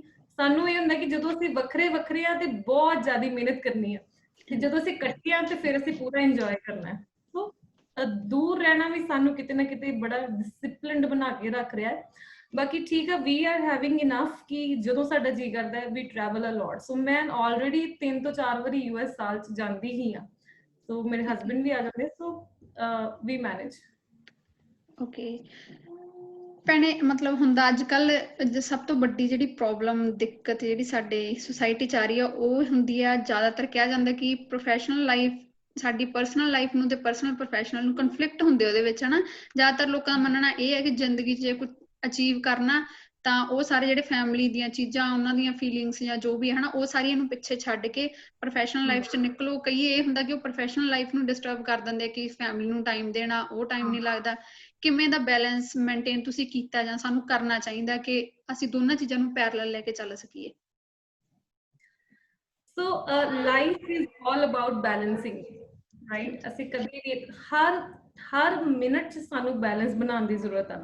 ਸੋ ਇਦਾਂ ਨਹੀਂ ਹੋ ਸਕਦਾ ਕਦੀ ਵੀ ਕਿ ਮੇਰੇ ਇਨ-ਲॉज 'ਚ ਕਿਸੇ ਦੇ ਘਰ ਕੋਈ ਡੈਥ ਹੋ ਗਈ ਆ ਜਾਂ ਕੋਈ ਵਿਆਹ ਹੈ ਤੇ ਜੇ ਮੈਨੂੰ ਕਿਹਾ ਜਾਵੇ ਤੇ ਮੈਂ ਨਾ ਜਾਵਾਂ। ਸੋ ਆਈ ਡੋਂਟ ਡੂ ਦੈਟ। ਬਹੁਤ ਜਗ੍ਹਾ ਤੇ ਇਦਾਂ ਹੁੰਦਾ ਹੈ ਕਿ ਸਿੰਪਲੀ ਆਪਣਾ ਜਿਵੇਂ ਇੱਕ ਨੌ ਹੁੰਦੀ ਹੈ। ਸੋ ਮੈਂ ਭੁੱਲ ਜਾਂਦੀ ਉਦੋਂ ਕਿ ਮੈਂ ਮਨਦੀਪ ਕੌਰ ਸਿੱਧੂ ਆ ਜਾਂ ਮੈਂ ਕੌਣ ਆ, ਰਾਈਟ? ਸੋ ਜਿਹੜੀਆਂ ਵਿਮਨ ਆ ਦੇ ਆਰ ਸੋ ਬਲੈਸਡ। ਇੰਨੀ ਮੈਨੂੰ ਤੇ ਬੜੀ ਐਡਵੈਂਚਰਸ ਲਾਈਫ ਲੱਗਦੀ ਆ ਕਿ ਤੁਸੀਂ ਰੋਲਸ ਤੁਹਾਡੇ ਦੇਖੋ ਕਿੰਨੇ ਨੇ, ਰਾਈਟ? ਤੁਸੀਂ ਇੱਕ ਡਾਟਰ ਇਨ ਲਾਅ ਦਾ ਰੋਲ ਨਿਭਾਉਣਾ ਹੈ, ਵਾਈਫ ਦਾ ਰੋਲ ਨਿਭਾਉਣਾ ਹੈ, ਆਪਣੇ ਹਸਬੈਂਡ ਨਾਲ ਤੁਸੀਂ ਫਰੈਂਡ ਦਾ ਰੋਲ ਵੀ ਨਿਭਾਉਣਾ ਹੈ, ਆਪਣੇ ਹਸਬੈਂਡ ਨਾਲ ਤੁਸੀਂ ਬਿਜ਼ਨਸ ਪਾਰਟਨਰ ਦਾ ਰੋਲ ਨਿਭਾਉਣਾ ਹੈ, ਰਾਈਟ? ਇੱਕ ਦਿਨ ਤੁਸੀਂ ਮਾਂ ਬਣਨਾ ਹੈ। ਸੋ ਬੌਸ ਵੀ ਹੋ, ਤੁਸੀਂ ਇੱਕ ਸੋਸ਼ਲ ਵਰਕਰ ਹੋ, ਸੋ ਤੁਸੀਂ ਇੱਕ ਡਾਟਰ ਹੋ, ਇੱਕ ਸਿਸਟਰ ਹੋ, right? I have my brother also. So enjoy every role of your life. ਤੇ ਜੇ ਤੁਸੀਂ ਆਪਣੇ ਘਰ ਦੇ ਵਿੱਚ ਬੈਲੈਂਸ ਨਹੀਂ ਬਣਾ ਪਾ ਰਹੇ ਜਾਂ ਉਹਨਾਂ ਨੂੰ ਟਾਈਮ ਨਹੀਂ ਦੇ ਪਾ ਰਹੇ ਜਾਂ ਉਹਨਾਂ ਨਾਲ ਪੂਰਾ ਜੁੜ ਨਹੀਂ ਪਾ ਰਹੇ ਤੇ ਆਈ ਥਿੰਕ ਕਿ ਤੁਸੀਂ ਸਕਸੈਸਫੁਲ ਨਹੀਂ ਹੋ ਸਕਦੇ। This is what I believe. ਕਿਉਂਕਿ ultimately everything we are doing for our family। ਅਸੀਂ ਕਿਉਂ ਕਰਦੇ ਹਾਂ ਕਿ ਸਾਡੇ ਕੋਲ ਪੈਸਾ ਹੋਵੇ ਤੇ ਸਾਡੇ ਕੋਲ ਖੁਸ਼ੀ ਹੋਵੇ। ਤੇ ਪੈਸਾ ਤੇ ਖੁਸ਼ੀ I think most of the ਜਿਹੜੇ ਲੋਕ ਨੇ ਉਹ ਜਾਂ ਤੇ ਆਪਣੀ ਜਿਹੜੀ ਫੈਮਿਲੀ ਹੈਗੀ ਆ ਉਹਦੇ ਲਈ ਤੇ ਜਾਂ ਆਉਣ ਵਾਲੀ ਫੈਮਿਲੀ ਲਈ ਕਮਾ ਰਹੇ ਨੇ, ਹਨਾ, ਉਹਨਾਂ ਵਾਸਤੇ ਸਾਰਾ ਕੁਝ ਹੋ ਰਿਹਾ।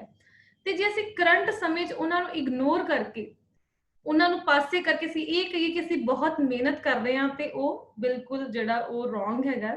ਜੇ ਤੁਸੀਂ ਆਪਣੀ ਫੈਮਿਲੀ ਨੂੰ ਨਹੀਂ ਟਾਈਮ ਦੇ ਪਾ ਰਹੇ ਜਾਂ ਤੁਹਾਡਾ ਇਦਾਂ ਦਾ ਸਿਸਟਮ ਹੈ ਤੇ ਯੂ ਸ਼ੁਡ ਇਨਵੋਲਵ them। ਜਿੱਦਾਂ ਕਿ ਜੇ ਮੈਂ ਆਪਣੀ ਮੰਮਾ ਨੂੰ ਆਪਣੀ ਕੰਪਨੀ 'ਚ ਨਾ ਲਿਆਵਾਂ ਜਾਂ ਮੇਰਾ ਬ੍ਰਦਰ ਵੀ ਬਹੁਤ every day he works 8 to 10 hours ਉਹ ਮੇਰੇ ਨਾਲ ਕੰਮ ਕਰਦਾ ਹੈ, ਜੇ ਉਹ ਮੇਰੇ ਨਾਲ ਨਾ ਹੋਣ ਤੇ ਫਿਰ ਵਾਕਈ ਮੈਂ ਉਹਨਾਂ ਨੂੰ ਸਾਰਾ ਦਿਨ ਟਾਈਮ ਨਹੀਂ ਦੇ ਪਾਵਾਂਗੀ। ਮੈਂ ਜਿੱਦਾਂ ਕਿ ਮੇਰੇ ਹਸਬੈਂਡ ਟੈਕਨੀਕਲ ਵਿੰਗ ਦੇਖਦੇ ਸਾਰਾ, right? He is firm US, ਉਹਨਾਂ ਨੂੰ ਉੱਥੋਂ ਮੈਂ ਇਨਵੋਲਵ ਕੀਤਾ ਹੋਇਆ। ਸੋ ਵਿਦਾਊਟ ਦ ਫੈਮਿਲੀ, ਭਾਵੇਂ ਉਹ ਪੜ੍ਹੀ ਲਿਖੀ ਹੋਵੇ ਨਾ ਹੋਵੇ, ਉਹਨਾਂ ਦੀ ਇਨਵੋਲਵਮੈਂਟ ਬਹੁਤ ਜ਼ਿਆਦਾ ਹੋਣੀ ਚਾਹੀਦੀ। ਬਿਕਾਜ਼ ਤੁਹਾਡਾ ਪਿੰਡ, ਤੁਹਾਡਾ ਘਰ, ਤੁਹਾਡੀ ਫੈਮਿਲੀ ਜਿੰਨੀ ਤੁਹਾਨੂੰ ਸਟਰੈਂਥ ਦੇ ਸਕਦੀ ਤੁਹਾਨੂੰ ਕਿਤੋਂ ਵੀ ਨਹੀਂ ਮਿਲਣੀ। So everybody should realise this, should understand ਕਿ ਸਾਰਾ ਕੁਝ ਤੇ ਤੁਸੀਂ ਫੈਮਿਲੀ ਲਈ ਕਰ ਰਹੇ ਹੋ। ਤੇ ਜੇ ਤੁਸੀਂ ਫੈਮਿਲੀ ਨੂੰ ਹੀ ਇਗਨੋਰ ਕਰ ਦੋਗੇ ਤੇ ਇਟਸ ਵੈਰੀ ਡਿਫਿਕਲਟ ਕਿ ਤੁਸੀਂ ਸਕਸੈਸਫੁਲ ਹੋਗੇ, ਲੋਕ ਵੀ ਤੁਹਾਨੂੰ ਗੱਲਾਂ ਕਰਨਗੇ ਕਿ ਯੂ ਆਰ ਨਾਟ ਕੰਸਰਨਡ ਕਿ ਤੁਸੀਂ ਘਰ ਵਿੱਚ ਨਹੀਂ ਮੈਨੇਜ ਕਰ ਪਾ ਰਹੇ ਤੇ ਬਾਹਰ ਤੁਸੀਂ ਕਿੱਦਾਂ ਕਰੋਗੇ। ਸੋ ਬੈਲੈਂਸ ਬਣਾਉਣਾ ਜਿਹੜਾ ਬਹੁਤ ਜ਼ਰੂਰੀ ਹੈ, and woman should enjoy all the roles ਆਪਣੀ ਜ਼ਿੰਦਗੀ, ਤੁਹਾਡੇ ਜਿੰਨੇ ਵੀ ਰੋਲਸ ਨੇ ਉਹਨਾਂ ਨੂੰ ਤੁਹਾਨੂੰ ਜਿਹੜਾ ਪੂਰਾ ਇੰਜੋਏ ਕਰਨਾ ਚਾਹੀਦਾ ਹੈ। ਬਹੁਤ ਵਾਰ ਏਦਾਂ ਹੁੰਦਾ ਕਿ ਤੁਹਾਡੇ ਪਾਪਾ ਤੁਹਾਨੂੰ ਕਹਿ ਦਿੰਦੇ ਨੇ ਕਿ ਪਿੰਡ ਵਿੱਚ ਇੱਥੇ ਭੋਗ ਹੈ, ਇੱਥੇ ਜਾਣਾ ਤੋਂ, ਰਾਈਟ? ਸੋ ਉੱਥੇ ਤੁਸੀਂ ਇਹ ਨਹੀਂ ਕੰਸੀਡਰ ਕਰ ਸਕਦੇ ਕਿ ਮੈਨੂੰ IM ਵਾਲੇ ਗੈਸਟ ਲੈਕਚਰ ਵੀ ਬੁਲਾਣਗੇ ਤੇ ਮੈਂ ਤਾਂ ਹੀ ਜਾਵਾਂਗੀ, right? So you have to play the role of his daughter. ਤੁਸੀਂ ਆਪਣੇ ਪਾਪਾ ਦੀ ਡਾਟਰ ਦਾ ਰੋਲ ਨਿਭਾਓਗੇ, ਉਦੋਂ ਤੁਹਾਨੂੰ ਭੁੱਲਣਾ ਪਏਗਾ ਕਿ ਤੁਸੀਂ ਮਨਦੀਪ ਕੌਰ ਸਿੱਧੂ ਜੇ, ਰਾਈਟ? ਜਦੋਂ ਤੁਸੀਂ ਆਪਣੇ ਹਸਬੈਂਡ ਦੇ ਨਾਲ ਹੋ, ਯੂ ਹੈਵ ਟੂ ਫੋਰਗੇਟ ਕਿ ਤੁਸੀਂ ਕੌਣ ਜੇ। ਅਸੀਂ ਆਪਣੇ ਹਰ ਰੋਲ ਨੂੰ ਜਿਹੜਾ ਆਪਣੀ ਪਰਸਨੈਲਿਟੀ, ਪ੍ਰੋਫੈਸ਼ਨਲ ਲਾਈਫ ਦੇ ਰੋਲ ਨੂੰ ਜਿਹੜਾ ਵਾ ਉਹ ਕੈਰੀ ਨਹੀਂ ਕਰ ਸਕਦੇ ਪਰਸਨਲ ਲਾਈਫ 'ਚ, and we should never do that. ਸਾਨੂੰ ਕਦੀ ਕਰਨਾ ਵੀ ਨਹੀਂ ਚਾਹੀਦਾ। ਮਤਲਬ ਕੋਈ ਵੀ ਸਾਨੂੰ ਇੱਕ ਬੈਲੈਂਸ ਬਿਠਾਉਣ ਦੇ ਲਈ ਆਪਦੀ ਪਰਸਨਲ ਜਾਂ ਪ੍ਰੋਫੈਸ਼ਨਲ ਲਾਈਫ ਦੇ ਵਿੱਚ ਸਾਨੂੰ ਇੱਕ ਇਨਵੋਲਵਮੈਂਟ ਚਾਹੀਦੀ ਆ ਹਰ ਫੀਲਡ 'ਚ ਆਪਣੀ ਫੈਮਿਲੀ ਦੀ। ਮੈਨੂੰ ਕਿਤੇ ਨਾ ਕਿਤੇ ਲੱਗਦਾ ਜਿਹੜਾ ਤੁਸੀਂ ਮਤਲਬ ਇੰਨਾ ਪਹੁੰਚੋ ਨੀਚੇ ਤੋਂ ਉੱਪਰ ਤੱਕ, ਪਿੰਡ 'ਚੋਂ ਨਿਕਲ ਕੇ ਇੱਥੋਂ ਤੱਕ, ਪੂਰਾ ਮੈਂਟਲੀ ਪੂਰਾ ਇਮੋਸ਼ਨਲੀ ਸਟਰੋਂਗ ਰਹਿ ਕੇ ਉਸ ਦਾ ਕਿਤੇ ਨਾ ਕਿਤੇ ਰੀਜ਼ਨ ਜਿਹੜੀ ਤੁਹਾਡੀ ਫੈਮਿਲੀ ਇਨਵੋਲਵਮੈਂਟ ਉਹੀ ਰਹੀ ਹੈ। ਨਹੀਂ ਇਹੀ ਹੁੰਦਾ ਜਿਵੇਂ ਲੋਕ, ਜਿਵੇਂ ਤੁਸੀਂ ਕਿਹਾ ਪਹਿਲਾਂ ਕਿ ਲੋਕ ਸੁਸਾਈਡ ਕਰ ਲੈਂਦੇ ਆ ਕੁਛ, ਕਿਤੇ ਨਾ ਕਿਤੇ ਉਹਨਾਂ ਨੂੰ ਘਾਟ ਹੁੰਦੀ ਹੈ, ਉਹਨਾਂ ਕੋਲੇ ਸਭ ਕੁਛ ਆ ਜਾਂਦਾ ਪਰ ਕਿਤੇ ਨਾ ਕਿਤੇ ਘਾਟ ਹੁੰਦੀ ਆ ਉਹਨਾਂ ਨੂੰ ਸਪੋਰਟ ਕਰਨ ਵਾਲੇ ਲੋਕਾਂ ਦੀ, ਉਹਨਾਂ ਦੇ ਨਾਲ ਖੜਨ ਵਾਲੇ ਉਹ ਲੋਕਾਂ ਦੀ, ਜਿਹੜੇ ਜੇ ਕਦੇ ਅਸੀਂ ਕਿਤੇ ਡਿੱਗਦੇ ਹਾਂ ਜਾਂ ਇਮੋਸ਼ਨਲੀ ਅਸੀਂ ਕਿਤੇ ਵੀਕ ਹੁੰਦੇ ਆ ਤਾਂ ਉੱਥੇ ਜਿਹੜੇ ਉਹਨਾਂ ਨਾਲ ਖੜ ਸਕਣ, ਉਹਨਾਂ ਨੂੰ ਸਪੋਰਟ ਦੇ ਸਕਣ।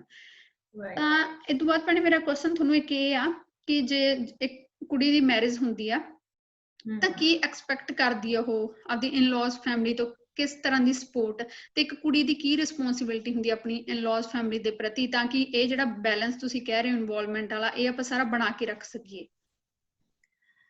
ਸੋ ਇਨ-ਲॉज ਆਪਾਂ ਗੱਲ ਕਰੀਏ ਤੇ ਉਹੀ ਗੱਲ ਕਿ ਟਾਈਮ ਤੁਹਾਨੂੰ ਲੱਗਦਾ ਹੈ ਭਾਵੇਂ ਕੋਈ ਵੀ ਵਧੀਆ ਤੋਂ ਵਧੀਆ ਵੀ ਫੈਮਿਲੀ ਹੋਵੇ ਤੇ ਨਾਰਮਲ ਤੋਂ ਨਾਰਮਲ ਵੀ,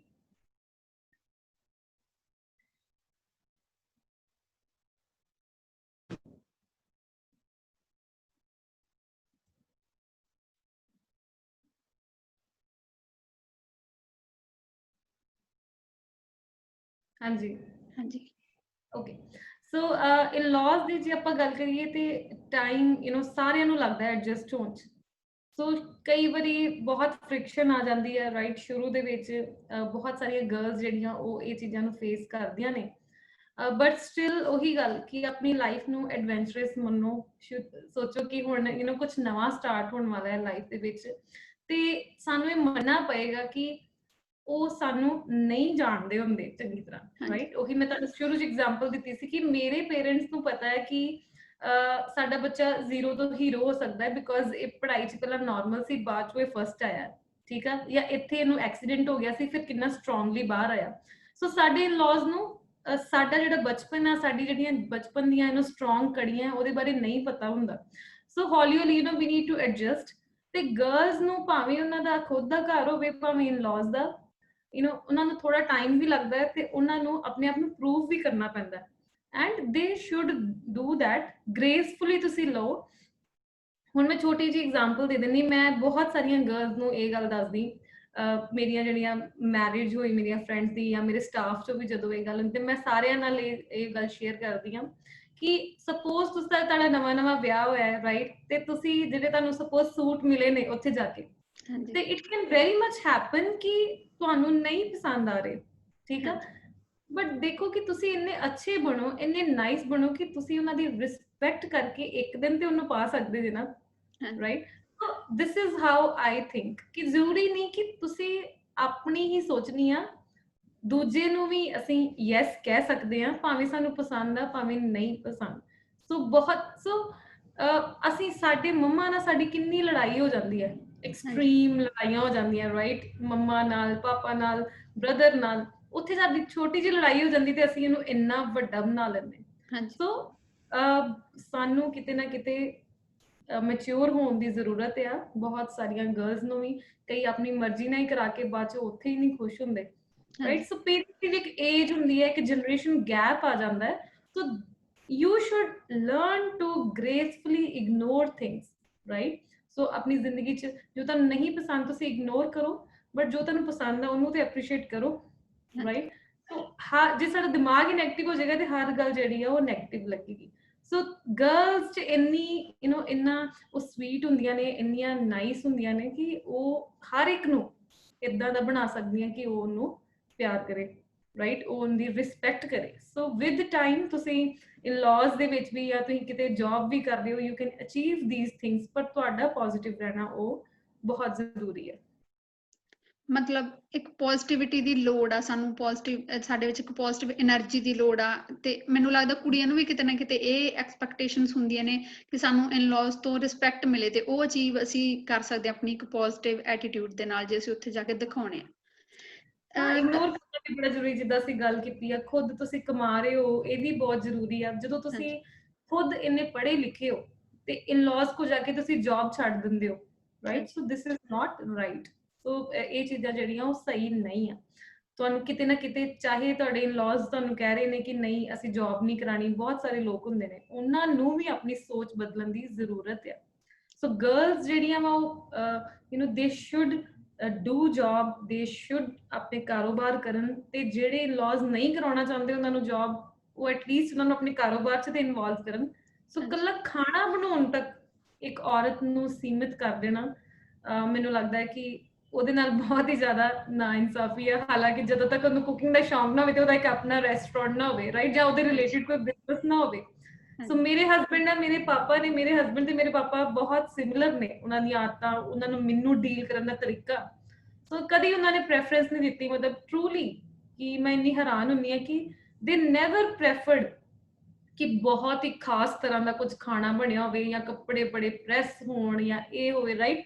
ਸੋ ਖੁਦ ਹੀ ਸਾਰੇ ਆਪਣਾ ਆਪਣਾ ਕੰਮ ਕਰ ਲੈਂਦੇ ਨੇ। ਬਾਕੀ ਦੇ ਆਲਵੇਜ਼ ਸੇ ਕਿ ਫਟਾਫਟ ਚ ਜੋ ਬਣਦਾ ਜਾਂ ਜਲਦੀ ਜਲਦੀ ਜੋ ਹੁੰਦਾ ਉਹ ਕਰੋ, ਤੇ ਬਾਅਦ ਚ ਤੁਸੀਂ ਆਪਣਾ ਕੰਮ ਕਰੋ। ਦੇਖੋ ਕਿ ਤੁਹਾਡੇ ਟੈਲੈਂਟ ਦੀ ਕਿੰਨੀ ਰਿਸਪੈਕਟ ਹੈ, ਤੁਹਾਡੀ ਪੜ੍ਹਾਈ ਦੀ, ਤੁਹਾਡੀ ਨੌਲੇਜ ਦੀ, ਤੁਹਾਡੇ ਪੈਸ਼ਨ ਦੀ ਇੰਨੀ ਰਿਸਪੈਕਟ ਹੈ ਕਿ ਯਾਰ ਤੇਰਾ ਟਾਈਮ ਨਾ ਵੇਸਟ ਹੋ ਜੇ, ਤੁਸੀਂ ਇਹ ਕਰ ਲਓ, right? So don't bother about small things, ਤੁਸੀਂ ਲਾਈਫ 'ਚ ਬਹੁਤ ਕੁਝ ਕਰ ਸਕਦੇ ਹੋ। ਹਾਂਜੀ, ਮੈਂ ਤੁਹਾਨੂੰ ਇਹੀ ਕੁਐਸਚਨ ਪੁੱਛਣ ਲੱਗੀ ਸੀ। ਇੱਕ ਦਿਨ ਤੁਸੀਂ WhatsApp ਤੇ ਪੋਸਟ ਕੀਤਾ ਹੋਇਆ ਸੀ, ਸ਼ਾਇਦ ਤੁਹਾਡਾ ਬਰਥਡੇ ਸੀ, ਪਤਾ ਨਹੀਂ ਤੁਹਾਡੇ ਹਸਬੈਂਡ ਦਾ। ਤੁਸੀਂ ਪੋਸਟ ਉੱਥੇ ਇੱਕ ਕਮਾਲ ਦੀ ਲਾਈਨ ਜਿਹੜੀ ਮੈਨੂੰ ਲੱਗੀ, ਤੁਸੀਂ ਪੋਸਟ ਕੀਤਾ ਹੋਇਆ ਸੀ ਕਿ ਮੈਨੂੰ ਆਪਦੇ ਪਤੀ ਤੋਂ ਮਤਲਬ ਆਪਦੇ ਪਿਤਾ ਵਰਗਾ ਪਿਆਰ ਤੇ ਰਿਸਪੈਕਟ ਮਿਲੀ ਹੈ। ਮਤਲਬ ਮੈਨੂੰ ਕਮਾਲ ਦੀ ਲੱਗੀ ਸੀ ਉਹ ਲਾਈਨ, ਕਿਉਂਕਿ ਇਹਨਾਂ ਦੋਨਾਂ ਰਿਸ਼ਤਿਆਂ ਨੂੰ ਬੜਾ ਅਲੱਗ ਤਰ੍ਹਾਂ ਨਾਲ ਦੇਖਿਆ ਜਾਂਦਾ ਸਾਡੀ ਸੁਸਾਇਟੀ ਦੇ ਵਿੱਚ, ਤੇ ਕਮਾਲ ਦੀ ਗੱਲ ਆ। ਮਤਲਬ ਮੈਂ ਚਾਹੁੰਦੀ ਉਹਨੂੰ ਥੋੜਾ ਜਿਹਾ ਐਕਸਪਲੇਨ ਕਰੋ ਕਿ ਮਤਲਬ ਕਿਵੇਂ ਦਾ ਇਹ ਤੁਸੀਂ ਜਿਹੜੀ ਗੱਲ ਲਿਖੀ, ਕਿਵੇਂ ਦਾ ਮਾਹੌਲ ਹੁੰਦਾ, ਜਾਂ ਇਹਦੀ ਕਿੰਨੀ ਕੁ ਜ਼ਰੂਰਤ ਆ ਅੱਜ ਕੱਲ ਦੇ ਟਾਈਮ ਦੇ ਵਿੱਚ? ਸੀ ਇੱਕ ਫਾਦਰ ਨੂੰ ਨਾ ਬਹੁਤ ਟਰਸਟ ਹੁੰਦਾ, ਬਹੁਤ ਬਿਲੀਫ ਹੁੰਦਾ ਆਪਣੀ ਡਾਟਰ 'ਚ ਕਿ ਇਹ ਕੁਝ ਕਰ ਸਕਦੀ ਹੈ ਆਪਣੀ ਲਾਈਫ 'ਚ, ਰਾਈਟ? ਮੈਂ ਇਹਨੂੰ ਜਨਮਿਆ ਹੈ, ਜਾਂ ਇਹ ਮੇਰਾ ਬੱਚਾ, ਇਹਨੂੰ ਮੈਂ ਰੇਜ਼ ਕੀਤਾ। ਸੋ ਮੇਰੇ ਹਸਬੈਂਡ ਵੀ ਇਦਾਂ ਦੇ, ਉਹ ਬਹੁਤ ਜ਼ਿਆਦਾ ਇਸ ਗੱਲ 'ਚ ਬਿਲੀਵ ਕਰਦੇ ਆ ਕਿ ਯੂ ਕੈਨ ਡੂ ਐਨੀਥਿੰਗ। ਜਦੋਂ ਮੇਰੇ ਤੇ ਕੋਈ ਟਫ ਟਾਈਮ ਵੀ ਆਉਂਦਾ ਨਾ, ਉਹ ਮੈਨੂੰ ਕਹਿਣਗੇ ਇਹ ਤੋਂ ਵੀ ਟਫ ਆਣਾ, ਉਦੋਂ ਕੀ ਕਰੇਂਗੀ ਤੂੰ, ਰਾਈਟ? ਲੋਕੀ ਕਈ ਤਰ੍ਹਾਂ ਕਈ ਤਰ੍ਹਾਂ ਦੀਆਂ ਚੀਜ਼ਾਂ ਫੇਸ ਵੀ ਕਰਨੀਆਂ ਪੈਂਦੀਆਂ ਨੈਗੇਟਿਵ, ਹੀ ਨੈਵਰ ਬੋਦਰਸ, ਕਦੀ ਫਰਕ ਨਹੀਂ ਪਿਆ ਉਹਨਾਂ ਨੂੰ। ਦੂਜੀ ਗੱਲ ਇੰਡੀਪੈਂਡੈਂਸ ਦੀ, ਮੇਰੇ ਪਾਪਾ ਮੈਨੂੰ ਕੀ ਪਾਉਣਾ ਹੈ, ਕੀ ਖਾਣਾ ਹੈ, ਕਿੱਥੇ ਜਾਣਾ ਹੈ, ਕਦੀ ਵੀ ਨਹੀਂ ਰੋਕਿਆ, ਹਮੇਸ਼ਾ ਮੇਰੇ ਤੇ ਟਰਸਟ ਕਰਦੇ। ਕੁਝ ਵੀ ਇੱਧਰ ਉੱਧਰ ਲਾਈਫ 'ਚ ਹੋ ਜਾਂਦਾ ਹੈ, ਕੋਈ ਮਿਸਟੇਕ ਵੀ ਹੋ ਜਾਂਦੀ ਹੈ, ਮੈਨੂੰ ਸਮਝਾ ਦਿੰਦੇ ਨੇ, ਜਾਂ ਮੈਂ ਸੌਰੀ ਫੀਲ ਕਰ ਲੈਂਦੀ ਕਿ ਯਾਰ ਠੀਕ ਨਹੀਂ ਹੈ, ਰਾਈਟ? ਤੇ ਮੇਰੇ ਹਸਬੈਂਡ ਵੀ ਇਦਾਂ ਦੇ ਕਿ ਕੱਲ ਹੀ ਜੇ ਮੈਂ ਆਪਣੇ ਮੰਮਾ ਨੂੰ ਕਹਿ ਰਹੀ ਸੀ ਕਿ ਮੰਮਾ, ਮੇਰੇ ਹਸਬੈਂਡ ਦਾ ਨਾਮ ਵੀ ਮਨਦੀਪ ਹੈ, ਤੇ ਮੈਂ ਆਪਣੇ ਮੰਮਾ ਨੂੰ ਕਿਹਾ, ਮੈਂ ਕਿਹਾ ਦੇਖੋ ਕਿ ਮਨਦੀਪ ਨੇ ਮੈਨੂੰ ਕਦੀ ਨਹੀਂ ਰੋਕਿਆ, ਹੈ ਨਾ? ਤੇ ਮੰਮਾ ਜਦੋਂ ਸਪੋਜ਼ ਆਪਾਂ ਮੰਮਾ ਨਾਲ ਕੋਈ ਗੱਲ ਕਰ ਰਹੇ ਜਾਂ ਆਰਗੂਮੈਂਟ ਹੋ ਗਿਆ, ਤਾਂ ਮੈਂ ਕਹਿੰਦੀ ਕਿ ਮਨਦੀਪ ਮੈਨੂੰ ਖੁਦ ਕਹਿੰਦੇ ਕਿ ਤੁਹਾਡਾ ਇੰਨਾ ਹੈਕਟਿਕ ਸ਼ਡਿਊਲ ਆ, ਤੁਸੀਂ ਜਾਓ ਕਿਤੇ, ਤੁਸੀਂ ਘੁੰਮੋ ਫਿਰੋ, ਹੈ ਨਾ, ਮਿਲੋ, ਮਤਲਬ ਜੋ whatever you want to do Mandeep, just do it, ਕਿ ਦੇਖੋ ਇਹੀ ਲਾਈਫ ਆ ਬਸ। ਫਿਰ ਵੀ ਮੈਂ ਕਿਹਾ ਮੈਂ ਕਿਤੇ ਨਹੀਂ ਜਾਂਦੀ ਛੇਤੀ ਕਿਤੇ, ਹਨਾ, ਤੁਹਾਡੇ ਕੋਲ ਹੀ ਰਹਿੰਦੀ ਆ। ਸੋ ਇਹ ਮੈਂ ਤੁਹਾਨੂੰ ਏਦਾਂ ਕਹਿ ਰਹੀ ਸੀ। ਸੋ ਮੇਰੇ ਪਾਪਾ ਵੀ ਇਦਾਂ ਦੇ ਆ, ਜਿਵੇਂ ਕਿ ਮੈਂ ਕਾਲਜ ਜਾਂਦੀ ਸੀ ਜਾਂ ਜੌਬ ਦੇ ਦੌਰਾਨ, ਰਾਈਟ, ਕਈ ਵਾਰੀ ਦਿੱਲੀ ਵੀ ਜਾਣਾ ਜਾਂ ਕਿਤੇ ਵੀ ਜਾਣਾ, ਤੇ ਦਿਨ ਰਾਤ ਦਾ ਕੋਈ ਮਤਲਬ, ਜਿੱਦਾਂ ਜਲੰਧਰ ਜਾਣਾ ਆਪਣੇ ਕਾਲਜ, ਰਾਤ ਨੂੰ 8 ਵਜ ਗਏ, 9 ਵਜ ਗਏ। ਸੋ ਮੇਰੇ ਪਾਪਾ ਨੇ ਹਮੇਸ਼ਾ ਹੀ ਮੈਨੂੰ ਸਟਰੈਂਥ ਦਿੱਤੀ ਹੈ। ਇਹਦੇ ਮੇਰੇ ਹਸਬੈਂਡ ਵੀ ਕਦੀ ਨਹੀਂ ਰੋਕਦੇ ਮੈਨੂੰ, ਰਾਈਟ? ਤੇ ਜਦੋਂ ਮੇਰੇ ਤੇ ਟਫ ਟਾਈਮ ਆਉਂਦਾ ਹੈ ਤੇ ਬਹੁਤ ਜ਼ਿਆਦਾ ਮੈਨੂੰ ਜਿਹੜਾ ਮੋਟੀਵੇਟ ਕਰਦੇ ਨੇ। ਜੇ ਆਪਾਂ ਗ੍ਰਸਤੀ ਦੀ ਗੱਲ ਕਰ ਲਈਏ, ਘਰ ਦੀ ਗੱਲ ਕਰ ਲਈਏ, ਤੇ ਅੱਜ ਵੀ ਜਦੋਂ ਮੈਂ ਕਿਚਨ 'ਚ ਜਾਂਦੀ ਹਾਂ ਤੇ ਮੇਰੇ ਪਾਪਾ ਕਹਿਣਗੇ ਫਟਾਫਟ ਖਤਮ ਕਰ ਦੇ, ਮਤਲਬ ਛੇਤੀ ਛੇਤੀ ਬਣਾ ਕੇ ਛੇਤੀ ਛੇਤੀ ਫ੍ਰੀ ਹੋ ਜਾ, ਤੇ ਜਾਂ ਫਿਰ ਮੈਂ ਕਰ ਦਿੰਦਾ ਵਾ ਕਿ ਤੂੰ ਆਪਣਾ ਕੰਮ ਕਰ। ਏਦਾਂ ਹੀ ਮੇਰੇ ਹਸਬੈਂਡ ਵੀ ਏਦਾਂ ਹੀ ਕਰਦੇ। ਜਦੋਂ ਮੈਂ US ਜਾਨੀ ਤੇ ਸਾਰਿਆਂ ਨੂੰ ਸ਼ਾਇਦ ਲੱਗਦਾ ਕਿ ਉਦੋਂ ਅਸੀਂ ਘਰ ਪੂਰੀ ਆਲੂ ਗੋਭੀ ਬਣਾ ਰਹੇ ਹਾਂ, ਬਟ ਨਹੀਂ, ਮੇਰੇ ਹਸਬੰਡ ਨੂੰ ਹੋਰ ਸ਼ੌਂਕ ਚੜ ਜਾਂਦਾ ਕਿ ਇਹਦਾ ਹੁਣ ਇਹਨੂੰ ਇਹ ਵੀ ਬੁੱਕ ਪੜ੍ਹੇ, ਇਹ ਥੋੜਾ ਰੈਸਟ ਕਰ ਲੇ ਜਾਂ ਇਹ ਸਿੱਖੇ, ਲਰਨ ਦਿਸ ਥਿੰਗ, ਡਿਸਕਸ਼ਨ ਕਰਨੀਆਂ, ਹੋਰ ਜ਼ਿਆਦਾ ਬਿਜ਼ਨਸ ਨੂੰ ਸਟਰੋਂਗ ਕਰਨ ਬਾਰੇ ਸੋਚਣਾ।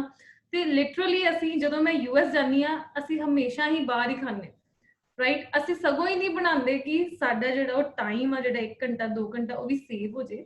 ਸੋ ਕਿਤੇ ਨਾ ਕਿਤੇ ਮੈਨੂੰ ਹੋਰ ਵਧੀਆ ਕਰਨ ਦੀ ਕੋਸ਼ਿਸ਼ ਕਰਦੇ। ਸੋ ਕੱਲੇ ਰਹਿੰਦੇ ਨੇ, ਰਾਈਟ। ਸੋ ਕਦੀ ਕੱਪੜਿਆਂ ਦੀ ਗੱਲ ਹੋ ਗਈ ਜਾਂ ਕੋਈ ਬਰਤਨ ਦੀ ਗੱਲ ਹੋ ਗਈ, ਘਰ ਦੇ ਜਿਹੜੇ ਕੰਮ ਹੁੰਦੇ ਛੋਟੇ ਛੋਟੇ ਜਿਹੜੇ ਇੱਕ ਗ੍ਰਸਤੀ ਜੀਵਨ ਚ ਹੁੰਦੇ, ਸੋ ਹੀ ਨੈਵਰ ਬੋਦਰਸ ਕਿ ਬਹੁਤ ਹੀ ਕਿਸੇ ਨੂੰ ਸ਼ੋਅ ਕਰਕੇ ਵਿਖਾਣਾ ਹੈ ਕਿ ਸਾਡਾ ਘਰ ਏਦਾਂ ਵਾ ਜਾਂ ਬੜਾ ਪਰਫੈਕਟ ਰਵੇ।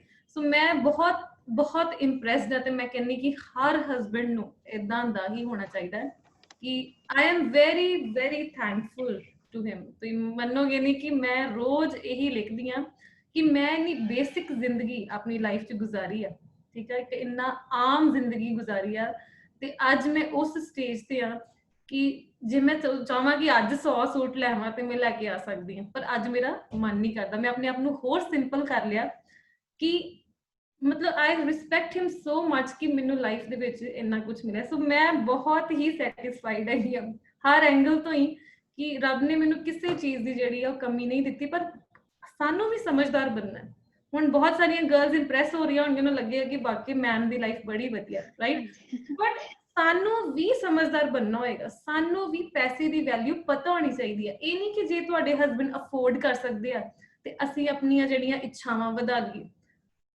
ਮੈਨੂੰ ਲੱਗਦਾ ਕਿ ਮੈਂ ਆਪਣੀ ਮੈਰਿਜ ਤੋਂ ਬਾਅਦ ਕਦੀ ਕੋਈ ਜੁਐਲਰੀ ਆਈਟਮ ਨਹੀਂ ਖਰੀਦੀ ਹੋਣੀ, ਰਾਈਟ। ਆਪਣੇ ਆਪ ਨੂੰ ਜ਼ਰੂਰੀ ਬਣਾਇਆ ਹੈ, ਆਪਣੇ ਆਪ ਨੂੰ ਬੈਟਰ ਕੀਤਾ ਕਿ ਮੇਰੇ ਸਕਿੱਲਸ ਤੋਂ, ਮੇਰੀ ਇੰਟੈਲੀਜੈਂਸ ਤੋਂ, ਮੇਰੀ ਪੜ੍ਹਾਈ ਤੋਂ ਲੋਕ ਇੰਪ੍ਰੈਸ ਹੋਣ, ਰਾਈਟ। ਸੋ ਕਿਤੇ ਨਾ ਕਿਤੇ ਤੁਹਾਡੀ ਰਿਸਪੈਕਟ ਹੋਰ ਵੱਧ ਜਾਂਦੀ, ਤੁਹਾਨੂੰ ਹੋਰ ਵੀ ਜ਼ਿਆਦਾ ਪਿਆਰ ਮਿਲਦਾ ਕਿ ਉਹ ਖੁਦ ਪੁੱਛਣਗੇ ਕਿ ਤੁਹਾਨੂੰ ਕੁਝ ਲੈ ਦਈਏ, ਰਾਈਟ। ਸੋ ਇਦਾਂ ਦੀ ਸਿਚੁਏਸ਼ਨ ਕ੍ਰੀਏਟ ਕਰ ਦੇਣੀ ਕਿ ਤੁਸੀਂ ਇੰਨੇ ਸੈਲਫਲੈਸ ਹੋ ਜਾਓ, ਹਨਾ, ਇੰਨੇ ਨਿਰਸਵਾਰਥ ਹੋ ਜਾਓ ਕਿ ਸਾਰੇ ਤੁਹਾਡੇ ਖੁਦ ਹੀ ਅਟਰੈਕਟ ਹੋਣ ਤੁਹਾਡੇ ਵੱਲ। ਹਾਂਜੀ ਭੈਣੇ, ਜਿਵੇਂ ਤੁਸੀਂ ਕਿਹਾ ਕਿ ਤੁਸੀਂ ਆਪਣੀ ਲਾਈਫ ਹੋਰ ਸਿੰਪਲ ਕਰ ਲਈ ਆ, ਹਨਾ, ਤੇ ਤੁਸੀਂ ਮਤਲਬ ਚਾਹੁੰਦੇ ਹੋ ਕਿ ਲੋਕ ਤੁਹਾਨੂੰ ਪਿਆਰ ਕਰਨ, ਤੁਹਾਡੇ ਜਿਹੜੇ ਗੁਣ ਆ ਉਹਨਾਂ ਨੂੰ ਦੇਖ ਕੇ ਪਿਆਰ ਕਰਨ। ਮੈਨੂੰ ਕਿਤੇ ਨਾ ਕਿਤੇ ਇਹ ਵੀ ਲੱਗਦਾ ਕਿ ਤੁਸੀਂ ਬਿਜ਼ਨਸ ਕਰ ਰਹੇ ਹੋ ਤੇ ਨਾਲ ਤੁਹਾਡੀ ਇੱਕ ਬਹੁਤ ਵੱਡੀ NGO ਵੀ ਚੱਲ ਰਹੀ ਹੈ, ਜਿਹਦਾ ਆਪਾਂ ਇੱਥੇ ਮੇਨ ਡਿਸਕਸ ਕਰਾਂਗੇ। ਕਿਤੇ ਨਾ ਕਿਤੇ ਮੈਨੂੰ ਲੱਗਦਾ ਤੁਹਾਡਾ ਮਾਈਂਡ ਉਧਰ ਪੂਰੀ ਤਰ੍ਹਾਂ ਨਾਲ ਡਾਇਵਰਟ ਹੋਇਆ। ਤੁਹਾਨੂੰ ਇਹ ਲੱਗ ਰਿਹਾ ਕਿ ਕਮਾ ਕੇ ਜੇ ਅਸੀਂ ਹੋਰਾਂ ਲਈ ਵੀ ਸਪੈਂਡ ਕਰਾਂਗੇ, ਮੈਨੂੰ ਲੱਗਦਾ ਤੁਹਾਨੂੰ ਇਹ ਵੱਧ ਖੁਸ਼ੀ ਦੇ ਰਿਹਾ। ਮੈਂ ਚਾਹੁੰਦੀ ਹਾਂ NGO ਬਾਰੇ ਵੀ ਆਪਦਾ ਥੋੜਾ ਦੱਸੋ ਕਿਉਂਕਿ ਉਹ ਬਹੁਤ ਵੱਡੀ ਚੀਜ਼ ਆ। ਹਾਂਜੀ ਬਿਲਕੁਲ। NGO ਇਸ ਤਰ੍ਹਾਂ ਕਿ ਮੈਂ ਆਪਣੇ ਪਿੰਡ 'ਚ ਜਿਵੇਂ ਰਹਿੰਦੀ ਹਾਂ, so I always wanted to start ਕਿ ਮੈਂ ਕੋਈ ਸੋਸ਼ਲ ਕਾਜ਼ ਤੇ ਕੰਮ ਕਰਾਂ। ਤੇ ਸੋਸ਼ਲ ਕਾਜ਼ ਜਿਵੇਂ ਕਿ ਮੈਂ ਆਪਣੀ ਪਹਿਲਾਂ ਬਿਜ਼ਨਸ ਸਟਾਰਟ ਕੀਤਾ, 3-4 ਸਾਲ ਬਾਅਦ ਮੈਂ NGO ਸਟਾਰਟ ਕੀਤੀ। ਬਟ ਜਦੋਂ ਮੈਂ NGO ਸਟਾਰਟ ਕੀਤੀ, ਸੋ ਅੱਜ ਬਹੁਤ ਸਾਰੀਆਂ ਗੁਰਲਵਲੀਨ ਇਹੋ ਜਿਹੀਆਂ ਗੱਲਾਂ ਨੇ ਜਿਹੜੀਆਂ ਮੈਂ ਪਹਿਲਾਂ ਕਦੀ ਨਹੀਂ ਕੀਤੀਆਂ, ਸੀਰੀਅਸਲੀ। ਸੋ ਇਹ ਮੇਰੀ ਇੰਟਰਵਿਊ ਸ਼ਾਇਦ ਬਹੁਤ ਹੀ ਖੁੱਲ ਕੇ ਮੈਂ ਇੰਟਰਵਿਊ ਜਿਹੜੀ ਆ ਉਹ ਮੈਂ ਕੀਤੀ ਆ।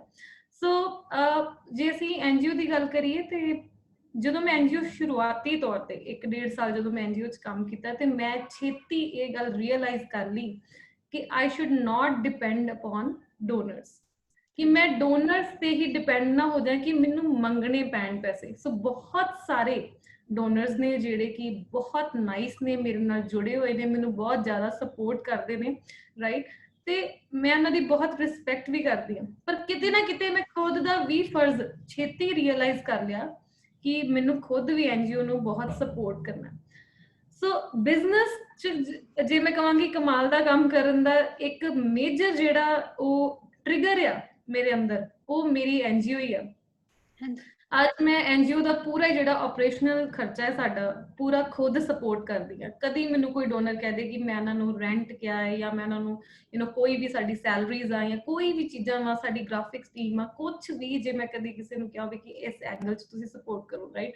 ਮੈਂ ਹਮੇਸ਼ਾ ਇਹੀ ਕਿਹਾ ਕਿ ਤੁਸੀਂ ਸਾਨੂੰ ਸ਼ੂਜ਼ ਸਪੋਰਟ ਕਰੋ, ਰਾਈਟ, ਤੇ ਤੁਸੀਂ ਸਾਨੂੰ ਜਿਹੜਾ ਵਾ ਜਿਹੜੀ ਵੀ ਆਈਟਮ ਸਾਨੂੰ ਚਾਹੀਦੀ ਹੈ ਉਹਦੇ 'ਚ ਸਪੋਰਟ ਕਰੋ। ਤੇ ਉਹਦੇ ਵਿੱਚ ਹੀ ਅਸੀਂ ਕੁਝ ਛੋਟੀ ਜਿਹੀ ਕਾਸਟ ਕੋਈ ਰੱਖ ਲੈਂਦੇ ਹਾਂ ਕਿ ਇਹ ਸਾਡਾ ਆਪਰੇਸ਼ਨਲ ਐਕਸਪੈਂਸ ਆ। ਬਟ ਫਿਰ ਵੀ ਉਹ ਜਿਹੜਾ ਆਪਰੇਸ਼ਨਲ ਐਕਸਪੈਂਸ ਆ ਉਹ ਓਵਰਆਲ NGO ਨੂੰ ਸਪੋਰਟ ਨਹੀਂ ਕਰ ਪਾਉਂਦਾ ਜਿੰਨਾ ਉਹਦਾ ਖਰਚਾ ਹੈ। ਹਾਂਜੀ ਰਾਈਟ। ਸੋ ਹਰ ਚੀਜ਼ ਦੀ ਇੱਕ ਕਾਸਟ ਆ, ਰੈਂਟ ਤੋਂ ਲੈ ਕੇ ਉਹਨੂੰ ਮਾਰਕੀਟਿੰਗ ਬਾਹਰ ਤੱਕ ਲੈ ਕੇ ਉਹ ਲੋਕਾਂ ਤੱਕ ਪਹੁੰਚਾਉਣ ਤੱਕ ਉਹਦਾ ਬਹੁਤ ਵੱਡਾ ਇੱਕ ਪੂਰਾ ਪ੍ਰੋਸੈਸ ਆ। ਸੋ ਮੈਂ ਛੇਤੀ ਰਿਅਲਾਈਜ਼ ਕਰ ਲਿਆ ਕਿ ਮੇਰੀ ਜਿਹੜੀ NGO ਨੂੰ ਉਹ ਸਪੋਰਟ ਦੀ ਜ਼ਰੂਰਤ ਆ। ਪਲੱਸ ਜਦੋਂ ਮੈਂ ਐਜ਼ ਅ ਵੂਮਨ NGO ਨੂੰ ਚਲਾਇਆ, ਮੈਨੂੰ ਬਹੁਤ ਸਾਰੀਆਂ ਦਿੱਕਤਾਂ ਵੀ ਆਈਆਂ, ਕਿਉਂਕਿ ਹਾਂਜੀ ਤੁਹਾਨੂੰ ਕੋਈ ਥੋੜੇ ਜਿਹੇ ਪੈਸੇ ਦੇ ਕੇ ਤੁਹਾਡਾ ਐਕਸੈਸ ਲੈ ਲੈਂਦਾ, ਰਾਈਟ। ਇਹ ਵੂਮਨ ਨੂੰ ਵੀ ਸਿੱਖਣਾ ਪਏਗਾ, ਜਿਹੜੀਆਂ ਵੀ ਵੂਮਨ ਸੋਸ਼ਲ ਵਰਕ ਕਰਨਾ ਚਾਹੁੰਦੀਆਂ, ਕਿ ਸਪੋਜ਼ ਤੁਹਾਨੂੰ ਕਿਸੇ ਨੇ 20,000 ਦੀ ਡੋਨੇਸ਼ਨ ਕਰਤੀ ਤੇ ਉਹ ਤੁਹਾਡੇ ਨਾਲ ਅਟੈਚ ਹੋ ਗਿਆ, ਹਾਂਜੀ ਬਟ ਐਜ਼ ਅ ਵੂਮਨ ਸ਼ਾਇਦ ਮੈਂ ਨਾ ਚਾਹਾਂ ਕਿ ਮੇਰੇ ਨਾਲ ਇੰਨੀ ਦੁਨੀਆ ਅਟੈਚ ਹੋਈ ਜਾਵੇ, ਰਾਈਟ। ਤੁਹਾਡੇ ਕੋਲ ਟਾਈਮ ਵੀ ਨਹੀਂ ਹੈਗਾ, ਪਲੱਸ ਤਰ੍ਹਾਂ ਤਰ੍ਹਾਂ ਦੇ ਲੋਕ ਨੇ। ਹਾਂਜੀ ਸੋ ਮੈਂ ਸ਼ੁਰੂ 'ਚ ਇਹ ਚੀਜ਼ਾਂ ਰਿਅਲਾਈਜ਼ ਕੀਤੀ। ਹੁਣ ਮੈਂ ਆਪਣੇ ਆਪ ਨੂੰ ਇੰਨਾ ਸਟਰੋਂਗ ਬਣਾ ਰਹੀ ਹਾਂ ਜਾਂ ਬਣਾਇਆ ਹੈ ਕਿ ਨਹੀਂ, ਮੈਂ ਆਪਣੇ ਬਿਜ਼ਨਸ 'ਚ ਵੀ ਬਹੁਤ ਅੱਛਾ ਕਰਨਾ ਹੈ। ਤੇ ਬਿਜ਼ਨਸ ਦਾ ਜਿਹੜਾ ਵਿਜ਼ਨ ਕਲੀਅਰ ਹੋ ਗਿਆ, ਰਾਈਟ। ਇੱਕ ਹੁੰਦਾ ਕਿ ਅਸੀਂ ਕਿਉਂ ਬਿਜ਼ਨਸ ਕਰ ਰਹੇ ਹਾਂ, ਹਾਂਜੀ ਰਾਈਟ। ਸੋ ਬਿਜ਼ਨਸ ਦਾ ਵੀ NGO ਦੇ ਕਰਕੇ ਵਿਜ਼ਨ ਕਲੀਅਰ ਹੋ ਗਿਆ ਕਿ ਬਿਜ਼ਨਸ ਪਿੰਡ 'ਚ ਹੋਏਗਾ, ਬਿਜ਼ਨਸ ਇੰਨੀ ਇੰਪਲੋਇਮੈਂਟ ਜਨਰੇਟ ਕਰੇਗਾ, ਬਿਜ਼ਨਸ ਦਾ ਕੈਂਪਸ ਹੋਏਗਾ ਤੇ ਬਿਜ਼ਨਸ ਇੰਨਾ ਅਰਨ ਕਰੇਗਾ, ਇੰਨੇ % ਅਸੀਂ NGO ਨੂੰ ਦਵਾਂਗੇ, ਬਿਜ਼ਨਸ ਜਿਹੜੀਆਂ ਇਹ ਐਕਟੀਵਿਟੀਜ਼ ਕਰੇਗਾ।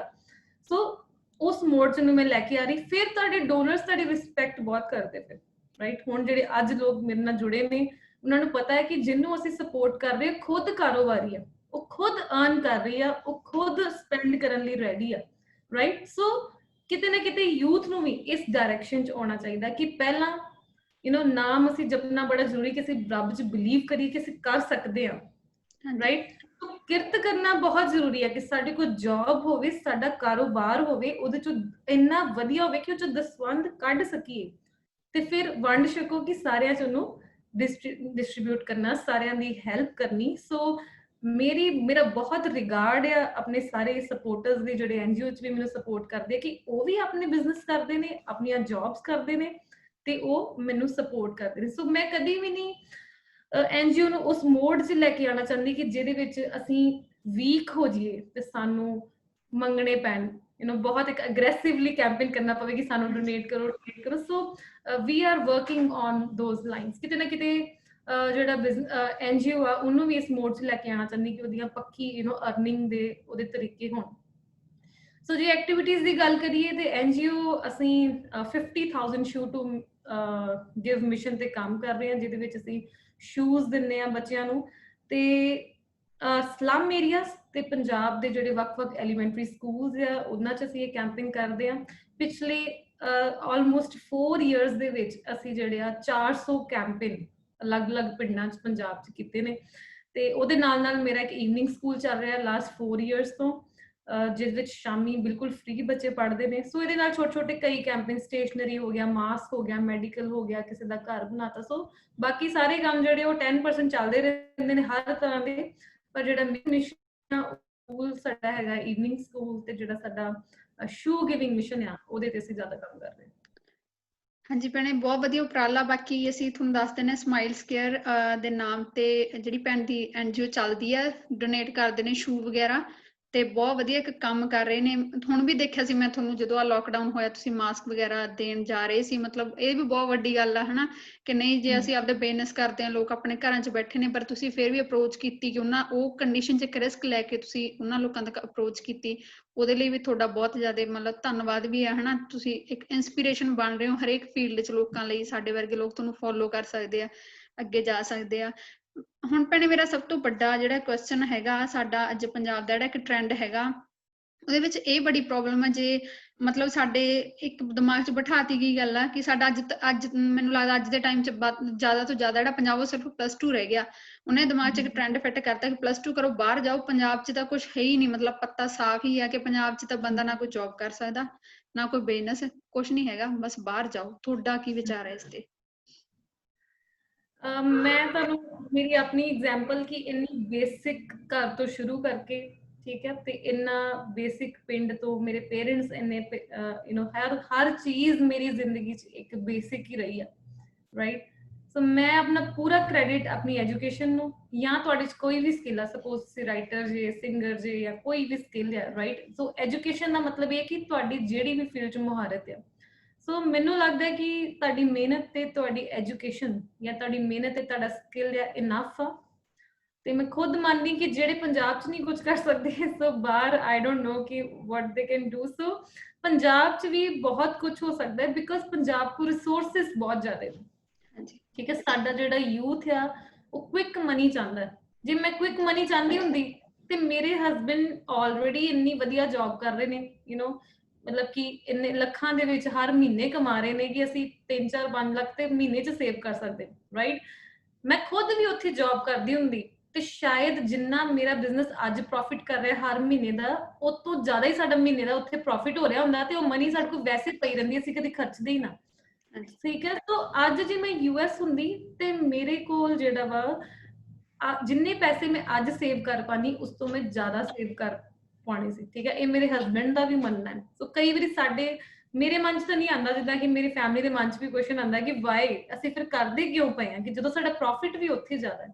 ਠੀਕ ਹੈ, ਸੋ ਪੰਜਾਬ 'ਚ ਬਹੁਤ ਰਿਸੋਰਸਿਸ ਨੇ ਐਂਡ ਅਸੀਂ ਪੰਜਾਬ ਨੂੰ ਅੱਗੇ ਨਹੀਂ ਲੈ ਕੇ ਜਾਵਾਂਗੇ ਤੇ ਫਿਰ ਕੌਣ ਲੈ ਕੇ ਜਾਏਗਾ। ਸੋ ਜਿਹੜੇ ਬੱਚੇ ਪੜ੍ਹ ਲਿਖ ਕੇ ਵੀ ਬਾਹਰ ਚਲੇ ਜਾਂਦੇ ਨੇ, ਮੈਨੂੰ ਉਹਨਾਂ ਤੇ ਖੁਦ ਬੜੀ ਹੈਰਾਨੀ ਹੈ ਕਿ ਕਿਉਂ। ਚੰਗੀਆਂ ਫੈਮਲੀਜ਼ ਦੇ ਵੀ ਬੱਚੇ ਜਿਹੜੇ ਬਾਹਰ ਚਲੇ ਜਾਂਦੇ ਨੇ। ਸੋ ਇੱਥੇ ਤੁਸੀਂ ਦੇਖੋ ਕਿ ਉਹੀ ਮੈਂ ਕਿਹਾ ਕਿ ਪੰਜਾਬ 'ਚ ਤੁਸੀਂ ਕਲੀਨ ਬਿਜ਼ਨਸ ਕਰਦੇ ਜੇ, ਤੁਸੀਂ ਓਨੈਸਟ ਜੇ, ਰਾਈਟ, ਤੁਸੀਂ ਮਿਹਨਤ ਕਰ ਰਹੇ ਜੇ, ਲਾਈਫ ਇੰਪਰੂਵ ਕਰ ਰਹੇ, ਜਦੋਂ ਤੁਸੀਂ ਹੈਗੇ ਠੀਕ ਜੇ, ਸਹੀ ਜੇ, ਤੇ ਮੈਨੂੰ ਨਹੀਂ ਲੱਗਦਾ ਕਿ ਸਹੀ ਬੰਦੇ ਨੂੰ ਕੋਈ ਪ੍ਰੋਬਲਮ ਆਉਂਦੀ। ਮੈਂ ਇਹ ਮੰਨਦੀ ਉਹ ਹਰ ਪ੍ਰੋਬਲਮ ਚੋਂ ਜਿਹੜਾ ਵਾ ਉਹ ਬਾਹਰ ਨਿਕਲ ਜਾਂਦਾ ਹੈ। ਤੁਸੀਂ ਗਲਤ ਕਰੋ ਹੀ ਨਾ ਤੇ ਤੁਹਾਨੂੰ ਦਿੱਕਤ ਜਿਹੜੀ ਨਹੀਂ ਆਏਗੀ, ਕਿਉਂਕਿ ਪੰਜਾਬ 'ਚ ਸਾਡੀ ਕੰਟਰੀ 'ਚ ਇਹ ਮੈਂ ਮੰਨਦੀ ਕਿ ਰਾਈਟ ਤਰੀਕੇ ਨਾਲ ਕੰਮ ਕਰਨਾ ਨਾ ਔਖਾ ਬਹੁਤ ਜ਼ਿਆਦਾ ਹੈ। ਸੋ ਰਾਈਟ ਤਰੀਕੇ ਨਾਲ ਪੈਸੇ ਕਮਾਉਣਾ, ਰਾਈਟ ਤਰੀਕੇ ਨਾਲ ਪ੍ਰੋਫਿਟੇਬਿਲਿਟੀ ਲਿਆਉਣਾ, ਇਹ ਮਤਲਬ ਕਿ ਬਹੁਤ ਵੱਡਾ ਇੱਕ ਚੈਲੰਜ ਆ। ਪਰ ਕਿਉਂ ਨਹੀਂ ਤੁਸੀਂ ਇਹ ਚੈਲੰਜ ਜਿਹੜਾ ਐਕਸੈਪਟ ਕਰ ਸਕਦੇ। ਸੋ ਅੱਜ ਮੈਨੂੰ ਬਹੁਤ ਖੁਸ਼ੀ ਹੁੰਦੀ ਆ ਕਿ ਜਦੋਂ ਮੈਂ ਆਪਣੇ ਪਿੰਡ ਦੇ ਇੰਨੇ ਬੱਚਿਆਂ ਨੂੰ ਜੌਬ ਦਿੱਤੀ ਆ ਜਿਹੜੇ 6000 ਤੋਂ ਸਟਾਰਟ ਕਰਕੇ ਅੱਜ 40000 ਲੈ ਰਹੇ ਨੇ, ਉਹਨਾਂ ਦੀ ਵੀ ਤੁਸੀਂ ਇੰਟਰਵਿਊ ਕਰੋ ਕਿ ਕਿੱਦਾਂ ਅਸੀਂ ਲਾਈਫ ਚੇਂਜ ਕੀਤੀਆਂ ਬੱਚਿਆਂ ਦੀ, ਕਿ ਜਿਹੜੇ 6-6 7-7 ਹਜ਼ਾਰ ਲੈ ਕੇ ਅੱਜ 40-40 50-50 ਹਜ਼ਾਰ ਲੈ ਰਹੇ ਨੇ ਤੇ ਯੂਐਸ ਵਾਲੇ ਕਹਿ ਰਹੇ ਨੇ ਕਿ ਇਹਨਾਂ ਨੂੰ ਸਾਡੇ ਕੋਲ ਭੇਜੋ, ਰਾਈਟ। ਸਾਡਾ ਕਲਾਇੰਟ ਡਿਮਾਂਡ ਕਰਦਾ ਕਿ ਇਸ EMPLOYE ਨੂੰ ਸਾਡੇ ਕੋਲ ਭੇਜੋ। ਸੋ ਜਿਹੜਾ ਅਸੀਂ ਪੈਸੇ ਲਗਾ ਕੇ ਬਾਹਰ ਜਾ ਰਹੇ ਹਾਂ ਉਹ ਤੇ ਬਿਲਕੁਲ ਮੈਂ ਬੇਖੁਦਾ ਮੰਨਦੀ ਕਿ ਤੁਸੀਂ 20-30 ਲੱਖ ਰੁਪਇਆ ਆਪਣਾ ਇੱਥੋਂ ਲਗਾ ਕੇ ਜਿਹੜਾ ਤੁਸੀਂ ਜਾ ਰਹੇ ਹੋ ਨਾ, ਕਿਉਂਕਿ ਹੁਣ ਤੇ ਬਾਉਂਡਰੀਲੈਸ ਹੋ ਗਿਆ ਸਾਰਾ ਕੁਝ, ਐਵਰੀਥਿੰਗ ਇਜ਼ ਗਲੋਬਲ ਨਾਓ। ਆਪਣੇ ਆਪ ਨੂੰ ਇੰਨਾ ਵਧੀਆ ਕਰ ਲਓ ਕਿ ਦੂਸਰਾ ਤੁਹਾਨੂੰ ਬੁਲਾਵੇ ਤੁਹਾਡੀਆਂ ਟਿਕਟਾਂ ਖਰਚ ਕੇ, ਭਾਵੇਂ ਤੁਸੀਂ ਸਿੰਗਰ ਹੋ ਅੱਜ ਦੇ ਦਿਨ 'ਚ, ਭਾਵੇਂ ਤੁਸੀਂ ਲੈਕਚਰਰ ਜੇ, ਭਾਵੇਂ ਤੁਹਾਡੇ 'ਚ ਕੋਈ ਵੀ ਗੁਣ ਆ। ਸੋ ਆਪਣੇ ਗੁਣ ਨੂੰ ਡਿਜੀਟਲ ਮਾਰਕੀਟਿੰਗ ਦੇ ਥਰੂ, ਆਪਣੇ ਇੰਟਰਨੈਟ ਦੇ ਥਰੂ ਇੰਨਾ ਵਧੀਆ ਤੁਸੀਂ ਆਪਣੀ ਪਹੁੰਚਾਓ ਕਿ ਤੁਸੀਂ ਆਪੇ ਜਿਹੜੇ ਆ ਤੁਹਾਨੂੰ ਇਨਵਾਈਟ ਕਰਨ ਸਾਰੇ। ਸੋ ਮੈਂ ਅੱਜ ਵੀ ਮੈਂ ਇਹਦੇ ਤੇ ਡਿਬੇਟ ਵੀ ਬਹੁਤ ਵਧੀਆ ਕਰ ਸਕਦੀ ਹਾਂ ਕਿ ਮੈਂ ਪੂਰਾ ਮੰਨਦੀ ਹਾਂ ਕਿ ਤੁਸੀਂ ਪੰਜਾਬ 'ਚ ਰਹਿ ਕੇ ਵੀ ਬਹੁਤ ਵਧੀਆ ਕਰ ਸਕਦੇ ਹੋ ਜੇ ਤੁਸੀਂ ਮਿਹਨਤੀ ਹੋ ਤੇ ਤੁਸੀਂ ਫੋਕਸਡ ਹੋ ਤੇ ਤੁਹਾਡਾ ਜਿਹੜੀ ਨੀਤ ਹੈ ਉਹ ਇਹ ਹੈ ਕਿ ਮੈਂ ਪੰਜਾਬ ਨੂੰ ਹੋਰ ਵਧੀਆ ਕਰਨਾ। ਸੋ ਜ਼ਰੂਰੀ ਨਹੀਂ ਕਿ ਪੋਲਿਟਿਕਸ 'ਚ ਜਾ ਕੇ ਤੁਸੀਂ ਪੰਜਾਬ ਇੰਪਰੂਵ ਕਰ ਸਕਦੇ ਜੇ, ਰਾਈਟ। ਤੁਸੀਂ ਬਿਜ਼ਨਸ ਕਰਕੇ ਵੀ ਪੰਜਾਬ ਇੰਪਰੂਵ ਕਰ ਸਕਦੇ ਜੇ, ਬਿਜ਼ਨਸ ਦੇ ਥਰੂ NGOs ਚਲਾ ਕੇ ਵੀ ਤੁਸੀਂ ਪੰਜਾਬ ਇੰਪਰੂਵ ਕਰ ਸਕਦੇ ਜੇ, ਤੁਸੀਂ ਆਪਣੀ ਸੋਚ ਨਾਲ ਪੰਜਾਬ ਨੂੰ ਇੰਪਰੂਵ ਕਰ ਸਕਦੇ ਜੇ। ਸੋ ਜਿੱਥੇ ਸਾਡਾ ਜਨਮ ਹੋਇਆ ਹੈ, ਜਿਹਨੂੰ ਯੂਜ਼ ਕਰਕੇ 25-30 ਸਾਲ ਅਸੀਂ ਬਾਅਦ ਚੋਂ ਦੂਜੀਆਂ ਕੰਟਰੀਜ਼ ਨੂੰ ਆਪਣੇ ਆਪ ਨੂੰ ਦੇ ਦਿੰਦੇ ਆ, ਕਿਤੇ ਨਾ ਕਿਤੇ ਮੈਨੂੰ ਠੀਕ ਨਹੀਂ ਲੱਗਦਾ। ਬਾਕੀ ਮੈਂ ਇਹ ਕਹਿੰਦੀ ਕਿ ਰੂਟਸ ਤੁਸੀਂ ਪੰਜਾਬ 'ਚ ਰੱਖੋ। ਬਹੁਤ ਸਾਰੇ NRIs ਨੇ, ਮੇਰੇ ਬੜੇ ਨੋਨਸ ਨੇ ਕਿ ਜਿਨ੍ਹਾਂ ਦੇ ਇੱਥੇ ਪੂਰੇ ਖੇਤ ਆ, 100-100 200-200 ਏਕੜ ਉਹਨਾਂ ਦੀ ਜ਼ਮੀਨ ਆ ਤੇ ਉਹ ਝੋਨਾ ਲਵਾਉਣ ਤੇ ਝੋਨਾ ਵਢਾਉਣ ਜਿਹੜੇ ਅਮਰੀਕਾ ਤੋਂ ਆਉਂਦੇ ਇੱਥੇ। ਏਦਾਂ ਨਹੀਂ ਕਿ ਐਗਜ਼ਾਮਪਲਸ ਨਹੀਂ ਹੈਗੀਆਂ, ਲੋਕੀ ਬਹੁਤ। ਸੋ ਤੁਸੀਂ ਜਿੱਥੇ ਜਾਣਾ ਜਾਓ, ਪਰ ਤੁਸੀਂ ਪੰਜਾਬ ਨਾ ਛੱਡੋ, ਪੰਜਾਬ ਨਾਲ ਆਪਣਾ ਲਿੰਕ ਨਾ ਛੱਡੋ, ਪੰਜਾਬ 'ਚ ਆਪਣਾ ਬਿਜ਼ਨਸ ਨਾ ਛੱਡੋ। NGOs ਨੂੰ ਪੈਸੇ ਦੇਣ ਤੋਂ ਚੰਗਾ ਤੁਸੀਂ ਲੋਕਾਂ ਨੂੰ ਬਿਜ਼ਨਸ ਖੋਲ ਦਿਓ। NGOs ਨੂੰ ਪੈਸੇ ਦੇਣ ਤੋਂ ਚੰਗਾ ਤੁਸੀਂ ਉੱਥੇ ਜਦੋਂ 10 ਲੱਖ 20 ਲੱਖ ਸਾਲ ਦਾ ਜੋੜ ਲਿਆ, ਤੁਸੀਂ ਪੰਜਾਬ 'ਚ ਬਿਜ਼ਨਸ ਖੋਲੋ ਕਿ ਤਾਂ ਕਿ EMPLOYMENT ਜਨਰੇਟ ਹੋਵੇ, ਲੋਕਾਂ ਦੀ ਹੈਲਪ। ਠੀਕ ਹੈ, ਬਹੁਤ ਸਾਰੇ NRIs ਕਹਿੰਦੇ ਕਿ ਸਿੱਧੇ ਪੈਸੇ ਨਹੀਂ ਦੇਣੇ ਚਾਹੀਦੇ, ਏਦਾਂ ਨਹੀਂ ਕਰਨਾ ਚਾਹੀਦਾ, ਤੇ ਏਦਾਂ ਕਰ ਲਓ, right. Start opening up small businesses in Punjab ਤਾਂ ਕਿ ਅਸੀਂ ਆਪਣੀ ਜਿਹੜਾ EMPLOYMENT ਜਨਰੇਟ ਕਰ ਸਕੀਏ। ਸਭ ਤੋਂ ਰਿਚ ਸਟੇਟ ਆ ਪੰਜਾਬ, ਐਗਰੀਕਲਚਰ ਵਧੀਆ, ਪਾਣੀ ਸਾਡੇ ਕੋਲ ਹੈਗਾ, ਬਿਜਲੀ ਸਾਡੇ ਕੋਲ ਹੈਗੀ, ਹਰ ਚੀਜ਼, ਲੇਬਰ, ਸਭ ਕੁਝ ਪੰਜਾਬ ਕੋਲ ਹੈਗਾ। ਆਈ ਡੋਂਟ ਨੋ ਕਿ ਪੰਜਾਬ 'ਚ ਕਿਉਂ ਨਹੀਂ ਇਹੋ ਜਿਹੇ ਪ੍ਰੋਜੈਕਟ ਆਉਂਦੇ, ਅਸੀਂ ਕਿਉਂ ਇੰਨੇ ਕਰਜ਼ੇ 'ਚ ਡੁੱਬੇ ਹੋਏ ਆ। ਹਾਲਾਂਕਿ ਮੈਂ ਇੱਕ ਬਿਲਕੁਲ ਸਿੰਪਲ ਪਰਸਨ ਆ, ਰਾਈਟ, ਕਿ ਜਿਹਨੂੰ ਦੀਨ ਦੁਨੀਆ ਦਾ ਨਹੀਂ ਪਤਾ ਤੇ ਦੀਨ ਦੁਨੀਆ ਨੂੰ ਮੇਰਾ ਨਹੀਂ ਪਤਾ ਸਾਰਿਆਂ ਨੂੰ, right? But I can feel ਕਿ ਪੰਜਾਬ 'ਚ ਇੰਨੇ ਰਿਸੋਰਸਿਸ ਆ ਕਿ ਇੱਥੇ ਬਹੁਤ ਸਾਰੇ ਪ੍ਰੋਜੈਕਟਸ ਆ ਕੇ ਰੈਵੋਲੂਸ਼ਨ ਲਿਆਂਦਾ ਜਾ ਸਕਦਾ ਹੈ। ਹਾਂਜੀ ਹਾਂਜੀ, ਤਾਂ ਮਤਲਬ ਮੈਂ ਵੀ ਇੱਕ ਇੱਥੋਂ ਅਸੀਂ ਆਪਣੇ ਚੈਨਲ ਤੋਂ ਰਿਕੁਐਸਟ ਹੀ ਕਰਦੇ ਹਾਂ ਇੱਕ ਤਰ੍ਹਾਂ ਦੀ, ਮਤਲਬ ਇਸ ਚੀਜ਼ ਬੜੀ ਵਧੀਆ ਲੱਗਿਆ ਮੈਨੂੰ ਤੁਹਾਡਾ ਇਹ ਪੁਆਇੰਟ ਕਿ ਅਸੀਂ ਜੇ ਬਾਹਰ ਰਹਿ ਵੀ ਰਹੇ ਹਾਂ ਤਾਂ ਉੱਥੋਂ ਅਸੀਂ ਇੱਥੇ ਜੇ ਬਿਜ਼ਨਸ ਇਨਵੈਸਟ ਕਰਦੇ ਹਾਂ ਉਹਦੇ ਨਾਲ ਸਾਡੇ ਪੰਜਾਬ ਦੀ ਤਰੱਕੀ ਵੀ ਹੁੰਦੀ ਹੈ, ਸਾਡੇ ਪੰਜਾਬ ਦੀ ਜਿਹੜੀ ਇੱਕ ਇਮੇਜ ਬਣ ਚੁੱਕੀ ਹੈ ਕਿ ਉੱਥੇ ਦਾ ਕੁਛ ਨਹੀਂ ਹੈਗਾ, ਉਹ ਵੀ ਉੱਪਰ ਉੱਠਦੀ ਹੈ। ਜਿਵੇਂ ਸਾਡਾ ਪੰਜਾਬ ਪਹਿਲਾਂ ਹੁੰਦਾ ਸੀ, ਮਹਾਰਾਜਾ ਰਣਜੀਤ ਸਿੰਘ ਵਰਗਾ ਮੈਨੂੰ ਲੱਗਦਾ ਰਾਜ ਹਜੇ ਕਿਤੇ ਕਿਸੇ ਨੇ ਨਹੀਂ ਕੀਤਾ ਹੈਗਾ। ਤਾਂ ਜੇ ਉਹੀ ਜੇ ਲੋਕ ਸਾਡੀ ਧਰਤੀ ਤੇ ਪੈਦਾ ਹੋ ਸਕਦੇ ਨੇ, ਉਹੀ ਜੀ ਸਾਡੀ ਸਟੇਟ ਹੈਗੀ ਸੀ ਕਿ ਬਾਹਰੋਂ ਲੋਕ ਸਾਨੂੰ ਮਤਲਬ ਲੁੱਟ ਨਹੀਂ ਆਉਂਦੇ ਸੀ ਹਨਾ, ਤਾਂ ਸਾਡੇ ਕੋਲ ਕੁਛ ਸੀਗਾ ਤਾਂ ਹੀ ਆਉਂਦੇ ਸੀ, ਅਸੀਂ ਵਾਪਸ ਪੰਜਾਬ ਨੂੰ ਇਹ ਜਿਹਾ ਬਣਾਈਏ। ਬਾਕੀ ਇੱਕ ਗੱਲ ਮੈਨੂੰ ਹੋਰ ਲੱਗਦੀ ਹੁੰਦੀ ਹੈ ਭੈਣੇ ਕਿ ਚਲੋ ਜਿਨ੍ਹਾਂ ਨੂੰ ਇੰਟਰਸਟ ਉਹ ਜਾਣ ਹਨਾ ਬਾਹਰ, ਪਰ ਸਾਡੀ ਸੁਸਾਇਟੀ ਦਾ ਇੱਕ ਪ੍ਰੈਸ਼ਰ ਪਿਆ ਹੋਇਆ, ਇੱਕ ਟ੍ਰੈਂਡ ਸੈੱਟ ਹੋਇਆ। ਮੇਰਾ ਖੁਦ ਦਾ ਜਿਵੇਂ ਮੰਨਣਾ ਕਿ ਮੈਂ ਮਾਸਟਰਸ ਤੋਂ ਬਾਅਦ ਜਿਵੇਂ PhD ਕਰਨੀ ਸੀ, ਮੇਰੇ ਪੇਰੈਂਟਸ ਨੂੰ ਵੀ ਇਹੀ ਸੀ, ਪਰ ਇੱਕ ਸੁਸਾਇਟੀ ਦਾ ਟ੍ਰੈਂਡ ਹੁੰਦਾ ਕਿ ਉਹਦਾ ਬੱਚਾ ਵੀ ਗਿਆ, ਉਹਦਾ ਵੀ ਗਿਆ, ਉਹਦਾ ਵੀ ਗਿਆ, ਤੇ ਮਤਲਬ ਇੱਥੇ ਆ ਜਾਂਦਾ ਬੰਦਾ, ਇੱਥੇ ਆ ਕੇ ਉਹਦਾ ਜੀ ਨਹੀਂ ਲੱਗਦਾ ਉਹਦੇ, ਕਿਉਂਕਿ ਜਿਹੜੇ ਸਾਡੇ ਬਹੁਤ ਘੱਟ ਆ ਸੁਸਾਇਟੀ 'ਚ ਕਿ ਲੋਕ ਸੁਪਨੇ ਦੇਖਦੇ ਆ ਹਨਾ, ਨਹੀਂ ਲੋਕਾਂ ਦਾ ਸਿਰਫ ਇਹ ਹੁੰਦਾ ਕਿ ਬਸ ਸੈੱਟ ਹੋ ਜਾਈਏ, ਚੰਗੇ ਪੈਸੇ ਹੋਣ, ਠੀਕ ਆਪਦਾ ਆਰਾਮ ਨਾਲ ਰਹੋ। ਤੇ ਜਿਹੜੇ ਲੋਕ ਸੁਪਨੇ ਦੇਖਦੇ ਉਹਨਾਂ ਜਦੋਂ ਸੁਪਨੇ ਇੱਥੇ ਮਤਲਬ ਖਤਮ ਹੁੰਦੇ ਨੇ, ਉਹਨਾਂ ਨੂੰ ਦੇਖਦੇ ਨੇ ਤਾਂ ਉਹ ਲੋਕ ਘਬਰਾ ਜਾਂਦੇ ਆ ਹਨਾ, ਕਿ ਧੱਕਾ ਨਾ ਕੀਤਾ ਜਾਵੇ, ਮਤਲਬ ਇਹ ਟ੍ਰੈਂਡ ਨਾ ਸੈੱਟ ਕੀਤਾ ਜਾਵੇ, ਸਾਡੇ ਮਾਇੰਡ 'ਚ ਇੱਕ ਡਰ ਨਾ ਬਿਠਾਇਆ ਜਾਵੇ ਕਿ ਪੰਜਾਬ 'ਚ ਤਾਂ ਕੁਛ ਹੈ ਹੀ ਨਹੀਂ, ਜੇ ਕੋਈ ਉੱਥੇ ਰਹਿ ਕੇ ਕੁਛ ਕਰਨਾ ਚਾਹੁੰਦਾ ਉਹਨੂੰ ਕਰਨ ਦਿੱਤਾ ਜਾਵੇ। ਮੇਰੀ ਇੱਕ ਰਿਕੁਐਸਟ ਹੈ, ਇੱਕ ਅਪੀਲ ਹੈ ਇਸ ਚੈਨਲ ਦੇ ਥਰੂ ਕਿ ਪਲੀਜ਼ ਧੱਕਾ ਨਾ ਕੀਤਾ ਜਾਵੇ, ਜੋ ਜਿੱਥੇ ਰਹਿ ਕੇ ਮਤਲਬ ਖੁਸ਼ ਹੈ, ਜੋ ਕਰਨਾ ਚਾਹੁੰਦਾ ਉਹਨੂੰ ਉੱਥੇ ਰਹਿ ਕੇ ਕਰਨਾ ਦਿੱਤਾ ਜਾਵੇ। ਓਪਰਚੁਨਿਟੀ ਹਰੇਕ ਥਾਂ ਤੇ ਹੁੰਦੀ ਹੈ, ਚਾਹੇ ਉਹ ਕੋਈ ਵੀ ਪਲੇਸ ਆ ਹਨਾ। ਤੇ ਭੈਣੇ ਹੁਣ ਮੇਰਾ ਇੱਕ ਲਾਸਟ ਤੁਹਾਡੇ ਕੋਲੇ ਕੁਐਸਚਨ ਇਹ ਆ ਕਿ ਜਿਵੇਂ ਮੈਂ ਹੁਣੇ ਕਹਿ ਕੇ ਹਟੀ ਹਾਂ ਕਿ ਸਾਡੇ ਉੱਤੇ ਇੱਕ ਸੋਸਾਇਟੀ ਵਾਲੇ ਆਈਡੀਓਲੋਜੀਕਲ ਪ੍ਰੈਸ਼ਰ ਪਾਏ ਜਾਂਦੇ ਸੋਸਾਇਟੀ ਦੇ ਹਨਾ, ਜਿਸ ਦਾ ਕਰਕੇ ਅਸੀਂ ਅਪਸੈਟ ਹੋ ਜਾਂਦੇ ਹਾਂ, ਮੈਂਟਲੀ ਤੌਰ ਤੇ ਅਸੀਂ ਡਿਸਟਰਬ ਹੋ ਜਾਂਦੇ ਹਾਂ, ਸਟ੍ਰੈਸ 'ਚ ਆ ਜਾਂਦੇ ਹਾਂ। ਜਿਵੇਂ ਸੁਸ਼ਾਂਤ ਰਾਜਪੂਤ ਨੇ ਜਿਹੜਾ ਸੁਸਾਈਡ ਕੀਤਾ ਜਾਂ ਕੁਛ ਵੀ ਕੀਤਾ, ਮੈਨੂੰ ਜੋ ਪਰਸਨਲੀ ਲੱਗਦਾ, ਮੈਨੂੰ ਇਹ ਲੱਗਦਾ ਕਿ ਉਹਦੇ ਤੇ ਵੀ ਇੱਕ ਪ੍ਰੈਸ਼ਰ ਹੋਣਾ ਕਿ ਜੇ ਮੰਨ ਲਓ ਆਪਾਂ ਕਹਿ ਰਹੀਏ ਕਿ ਉਹ ਆਪਦੇ ਜਿਹੜੇ ਫੀਲਡ 'ਚ ਉਹਨੂੰ ਮੂਵੀਜ਼ ਨਹੀਂ ਮਿਲ ਰਹੀਆਂ ਸੀ ਤਾਂ ਉਹ ਵਾਪਸ ਜਾ ਸਕਦਾ ਸੀ, ਪਰ ਸਾਡੇ ਤਾਂ ਸੋਸਾਇਟੀ ਦਾ ਇੱਕ ਪ੍ਰੈਸ਼ਰ ਹੁੰਦਾ ਕਿ ਜੇ ਤੁਸੀਂ ਫਿਲਮ ਸਟਾਰ ਬਣ ਗਏ, ਤੁਸੀਂ ਫਿਲਮਾਂ ਹੀ ਕਰੋ, ਤੁਸੀਂ ਹੋਰ ਕੰਮ ਕਰੋਗੇ ਤਾਂ ਸਾਨੂੰ ਕਿਹਾ ਜਾਂਦਾ ਕਿ ਤੂੰ ਕੀ ਕਰ ਲਿਆ ਹਨਾ, ਤੂੰ ਗਿਆ ਤਾਂ ਉੱਥੇ ਸੀ, ਜੇ MBBS ਕੀਤੀ ਮਤਲਬ ਡਾਕਟਰ ਹੀ ਬਣ, ਜੇ ਤੂੰ MBBS ਕਰਕੇ ਐਗਰੀਕਲਚਰ ਕਰਨਾ ਚਾਹਣਾ, ਆਰਗੈਨਿਕ ਖੇਤੀ ਆਪਾਂ ਨਹੀਂ ਕਰ ਸਕਦੇ ਹਨਾ। ਤਾਂ ਮੈਂ ਚਾਹੁੰਦੀ ਕਿ ਤੁਸੀਂ ਇੱਕ ਸਾਨੂੰ ਇਹੋ ਜਿਹਾ ਮੈਸੇਜ ਦਿਓ ਜਿਹੜਾ ਸਾਨੂੰ ਇਮੋਸ਼ਨਲੀ ਤੇ ਮੈਂਟਲੀ ਸਾਨੂੰ ਸਟਰੋਂਗ ਬਣਾਵੇ ਕਿ ਅਸੀਂ ਇਹਨਾਂ ਚੀਜ਼ਾਂ ਦੇ ਖਿਲਾਫ ਲੜ ਕੇ ਅਸੀਂ ਆਪਣੇ ਆਪ ਨੂੰ ਸਾਬਿਤ ਕਰ ਸਕੀਏ ਤੇ ਅਸੀਂ ਆਪਣਾ ਜਿਹੜਾ ਸਕੂਨ ਆ ਉਹ ਹਾਸਿਲ ਕਰ ਸਕੀਏ। ਕੀ ਮੈਸੇਜ ਆ ਥੋੜਾ ਯੂਥ ਨੂੰ? ਇਹਦਾ ਮੈਂ ਜੋ ਮੇਰੀ ਲਾਈਫ 'ਚ ਅਪਲਾਈ ਕਰਦੀ ਹਾਂ, ਜਿਹੜਾ ਕਿ ਜਦੋਂ ਡੀਮੋਨੇਟਾਈਜੇਸ਼ਨ ਹੋਇਆ ਸੀ ਉਦੋਂ ਵੀ ਮੈਨੂੰ ਫੀਲ ਕੀਤਾ, ਹੁਣ ਅੱਜ ਕੋਵਿਡ ਸਿਚੁਏਸ਼ਨ ਆ ਅੱਜ ਵੀ ਮੈਨੂੰ ਫੀਲ ਕੀਤਾ, ਤੇ ਸਿੱਖਿਆ ਮੈਂ ਆਪਣੀ ਸ਼ੁਰੂਆਤੀ ਦਿਨਾਂ 'ਚ ਹਾਂ ਹਨਾ, ਜਦੋਂ ਮੇਰੇ ਵੀ ਬੜਾ ਡਿਫਰੈਂਟ ਟਾਈਪ ਦੀ ਮੈਂ ਸੀ। ਸੋ ਮੇਰਾ ਇਹ ਮੰਨਣਾ ਹੈ ਕਿ ਲਾਈਫ ਨੂੰ ਜਿੰਨਾ ਸਿੰਪਲ ਕਰ ਲੋਗੇ, ਪਰਸਨਲ ਲਾਈਫ ਨੂੰ, ਰਾਈਟ, ਓਨਾ ਹੀ ਜਿਹੜਾ ਵਾ ਤੁਹਾਡਾ ਜਿਹੜਾ ਜਦੋਂ ਵੀ ਤੁਹਾਡੇ ਤੇ ਸੰਕਟ ਆਏਗਾ ਤੁਹਾਨੂੰ ਜ਼ਿਆਦਾ ਫੀਲ ਨਹੀਂ ਹੋਏਗਾ, ਰਾਈਟ। ਜਦੋਂ ਮੈਂ ਇੰਨੀਆਂ ਕਾਰਾਂ ਲਈਆਂ ਹੀ ਨਹੀਂ, ਜਦੋਂ ਮੇਰੇ ਤੇ ਇੰਨੀਆਂ ਕਿਸ਼ਤਾਂ ਹੈਗੀਆਂ ਹੀ ਨਹੀਂ, ਰਾਈਟ, ਤੇ ਜਦੋਂ ਕਰੋਨਾ ਆ ਜਾਏਗਾ ਤੇ ਮੈਨੂੰ ਕਾਹਦੀ ਟੈਨਸ਼ਨ ਹੋਏਗੀ, ਰਾਈਟ। ਸੋ ਆਪਣੀ ਲਾਈਫ ਨੂੰ ਇੰਨਾ ਸਿੰਪਲ ਰੱਖੋ, ਆਪਣੇ ਟੈਲੈਂਟ ਤੇ ਇਨਵੈਸਟ ਕਰੋ, ਜੇ ਤੁਹਾਨੂੰ ਫਿਰ ਵੀ ਲੱਗਦਾ ਕਿ ਹਾਂ ਤੁਸੀਂ ਅੱਛਾ ਕਮਾ ਸਕਦੇ ਹੋ ਜਾਂ ਕੁਝ ਤੁਸੀਂ ਕਰ ਪਾ ਰਹੇ ਹੋ, ਉਹਨੂੰ ਐਜ਼ ਅ ਕੈਸ਼ ਜਾਂ ਕਿਸੇ ਤਰੀਕੇ ਨਾਲ ਜਿਹੜਾ ਵਾ ਉਹ ਆਪਣਾ ਤੁਸੀਂ ਪਰਟੀਕੂਲਰ ਕੋਈ ਸਿਕਿਉਰਿਟੀ ਆਪਣੇ ਬੈਂਕ 'ਚ ਤੁਸੀਂ ਰੱਖ ਸਕਦੇ ਹੋ, ਰਾਈਟ। ਸੋ ਮਟੀਰੀਅਲਿਸਟਿਕ ਚੀਜ਼ਾਂ ਤੇ ਆਪਣੇ ਪੈਸੇ ਵੇਸਟ ਕਰਨੇ, ਜਿਹਨੂੰ ਆਪਾਂ ਜ਼ਿੰਦਗੀ ਦੇ ਲੁਤਫ ਲੈਣੇ ਕਹਿੰਦੇ ਆ, right. So happiness is in pleasure ਜਿਹੜਾ ਵਾ ਉਹ ਤੁਹਾਨੂੰ ਹਿਊਮਨ ਤੋਂ ਹੀ ਮਿਲ ਸਕਦਾ ਵਾ, ਪਲੇਜ਼ਰ ਜਿਹੜਾ ਵਾ ਉਹ ਚੀਜ਼ਾਂ ਤੋਂ ਨਹੀਂ ਮਿਲ ਸਕਦਾ, ਇਨਸਾਨ ਤੋਂ ਹੀ ਜਾਂ ਜਿਹੜੀ ਵੀ ਜੀਵਿਤ ਚੀਜ਼ ਆ ਉਹਦੇ ਤੋਂ ਹੀ ਤੁਹਾਨੂੰ ਪਲੇਜ਼ਰ ਮਿਲ ਸਕਦਾ। ਸੋ ਕਿਤੇ ਨਾ ਕਿਤੇ ਅਸੀਂ ਬਹੁਤ ਮਟੀਰੀਅਲਿਸਟਿਕ ਹੋ ਚੁੱਕੇ ਹਾਂ। ਅੱਜ ਜਿੱਦਾਂ ਮੈਂ ਤੁਹਾਡੇ ਸਾਹਮਣੇ ਬੈਠੀ ਹਾਂ ਕਿ ਤੁਸੀਂ ਕੈਨੇਡਾ 'ਚ ਰਹਿੰਦੇ ਹੋ ਜਾਂ ਮੈਂ, ਕੀ ਅਸੀਂ ਅਫੋਰਡ ਨਹੀਂ ਕਰ ਸਕਦੇ ਚੀਜ਼ਾਂ? ਅਸੀਂ ਹਰ ਚੀਜ਼ ਅਫੋਰਡ ਕਰ ਸਕਦੇ, ਰਾਈਟ। ਅੱਜ ਵੀ ਮੈਂ ਆਪਣੇ ਘਰ, ਮੈਂ ਤੁਹਾਨੂੰ ਹਮੇਸ਼ਾ ਮੈਂ ਬੋਲਦੀ ਰਹਿੰਦੀ ਕਿ 40-50 ਇਅਰਸ ਪੁਰਾਣੇ ਘਰ 'ਚ ਰਹਿੰਦੀ ਜਿੱਥੇ ਅੱਜ ਵੀ ਬਾਲੇ ਵਾਲੀਆਂ ਛੱਤਾਂ ਨੇ, because people should love you because of your talent. ਤੁਹਾਡੀ ਨੌਲੇਜ, ਤੁਹਾਡੀ ਕਾਬਲੀਅਤ ਦੇ ਲੋਕ ਫੈਨ ਹੋਣ, ਤੁਹਾਡੀਆਂ ਚੀਜ਼ਾਂ ਦੇ ਨਹੀਂ। ਸੋ ਜਦੋਂ ਸਾਡੀ ਇਹ ਸੋਚ ਆ ਜਾਏਗੀ ਤੇ ਸਾਨੂੰ ਜ਼ਿੰਦਗੀ 'ਚ ਕਦੀ ਧੱਕਾ ਨਹੀਂ ਲੱਗੇਗਾ, ਰਾਈਟ। ਹੁਣ ਤੁਸੀਂ ਡੀਮੋਨੇਟਾਈਜੇਸ਼ਨ ਦੀ ਗੱਲ ਕਰ ਲਓ, ਮੈਂ ਕਿੰਨੇ ਪੈਸੇ ਐਡਜਸਟ ਕੀਤੇ ਹੋਣਗੇ? ਕੁਛ ਵੀ ਨਹੀਂ। ਜਦੋਂ ਮੇਰੇ ਕੋਲ ਹੈ ਹੀ ਨਹੀਂ, ਮੈਂ ਆਪਣੀ ਲਾਈਫ 'ਚ ਉਦਾਂ ਦਾ ਸੰਕਟ ਹੀ ਨਹੀਂ ਪਾਇਆ, ਜਾਂ ਮੈਂ ਆਪਣੇ ਆਪ ਨੂੰ ਓਨਾ ਫਾਲਤੂ ਦੀਆਂ ਟੈਨਸ਼ਨਾਂ 'ਚ ਉਸ ਟਾਈਪ ਨਾਲ ਰਿਚ ਵੇਖਦੀ ਨਹੀਂ, ਤੇ ਮੈਨੂੰ ਜਿਹੜਾ ਉਹ ਫੀਲ ਮੇਰੇ ਕੋਲ ਜਦੋਂ ਮੈਨੂੰ ਉਦਾਂ ਦੀ ਟੈਨਸ਼ਨ ਹੀ ਨਹੀਂ ਆਏਗੀ, ਰਾਈਟ? ਸੋ ਜਿੰਨਾ ਅਸੀਂ ਖੁਦ ਦੀ ਲਾਈਫ ਨੂੰ ਸਿੰਪਲ ਜੀਵਾਂਗੇ, ਤੇ ਸਾਨੂੰ ਜਿਹੜੀ ਆ ਉਹ ਕਦੀ ਵੀ ਲਾਈਫ 'ਚ ਜਿਹੜੀ ਆ ਕੋਈ ਵੀ ਦਿੱਕਤ ਜਿਹੜੀ ਆ ਸਾਨੂੰ ਨਹੀਂ ਆ ਸਕਦੀ, ਸਾਨੂੰ ਨਹੀਂ ਹਿਲਾ ਸਕਦੀ। ਤੇ ਲਾਸਟ ਇਹ ਵੀ ਮੈਂ ਐਡ ਕਰਨਾ ਚਾਹਨੀ ਕਿ ਅਮੀਰ ਹੋਣ ਦਾ ਮਤਲਬ ਸਮਝੋ।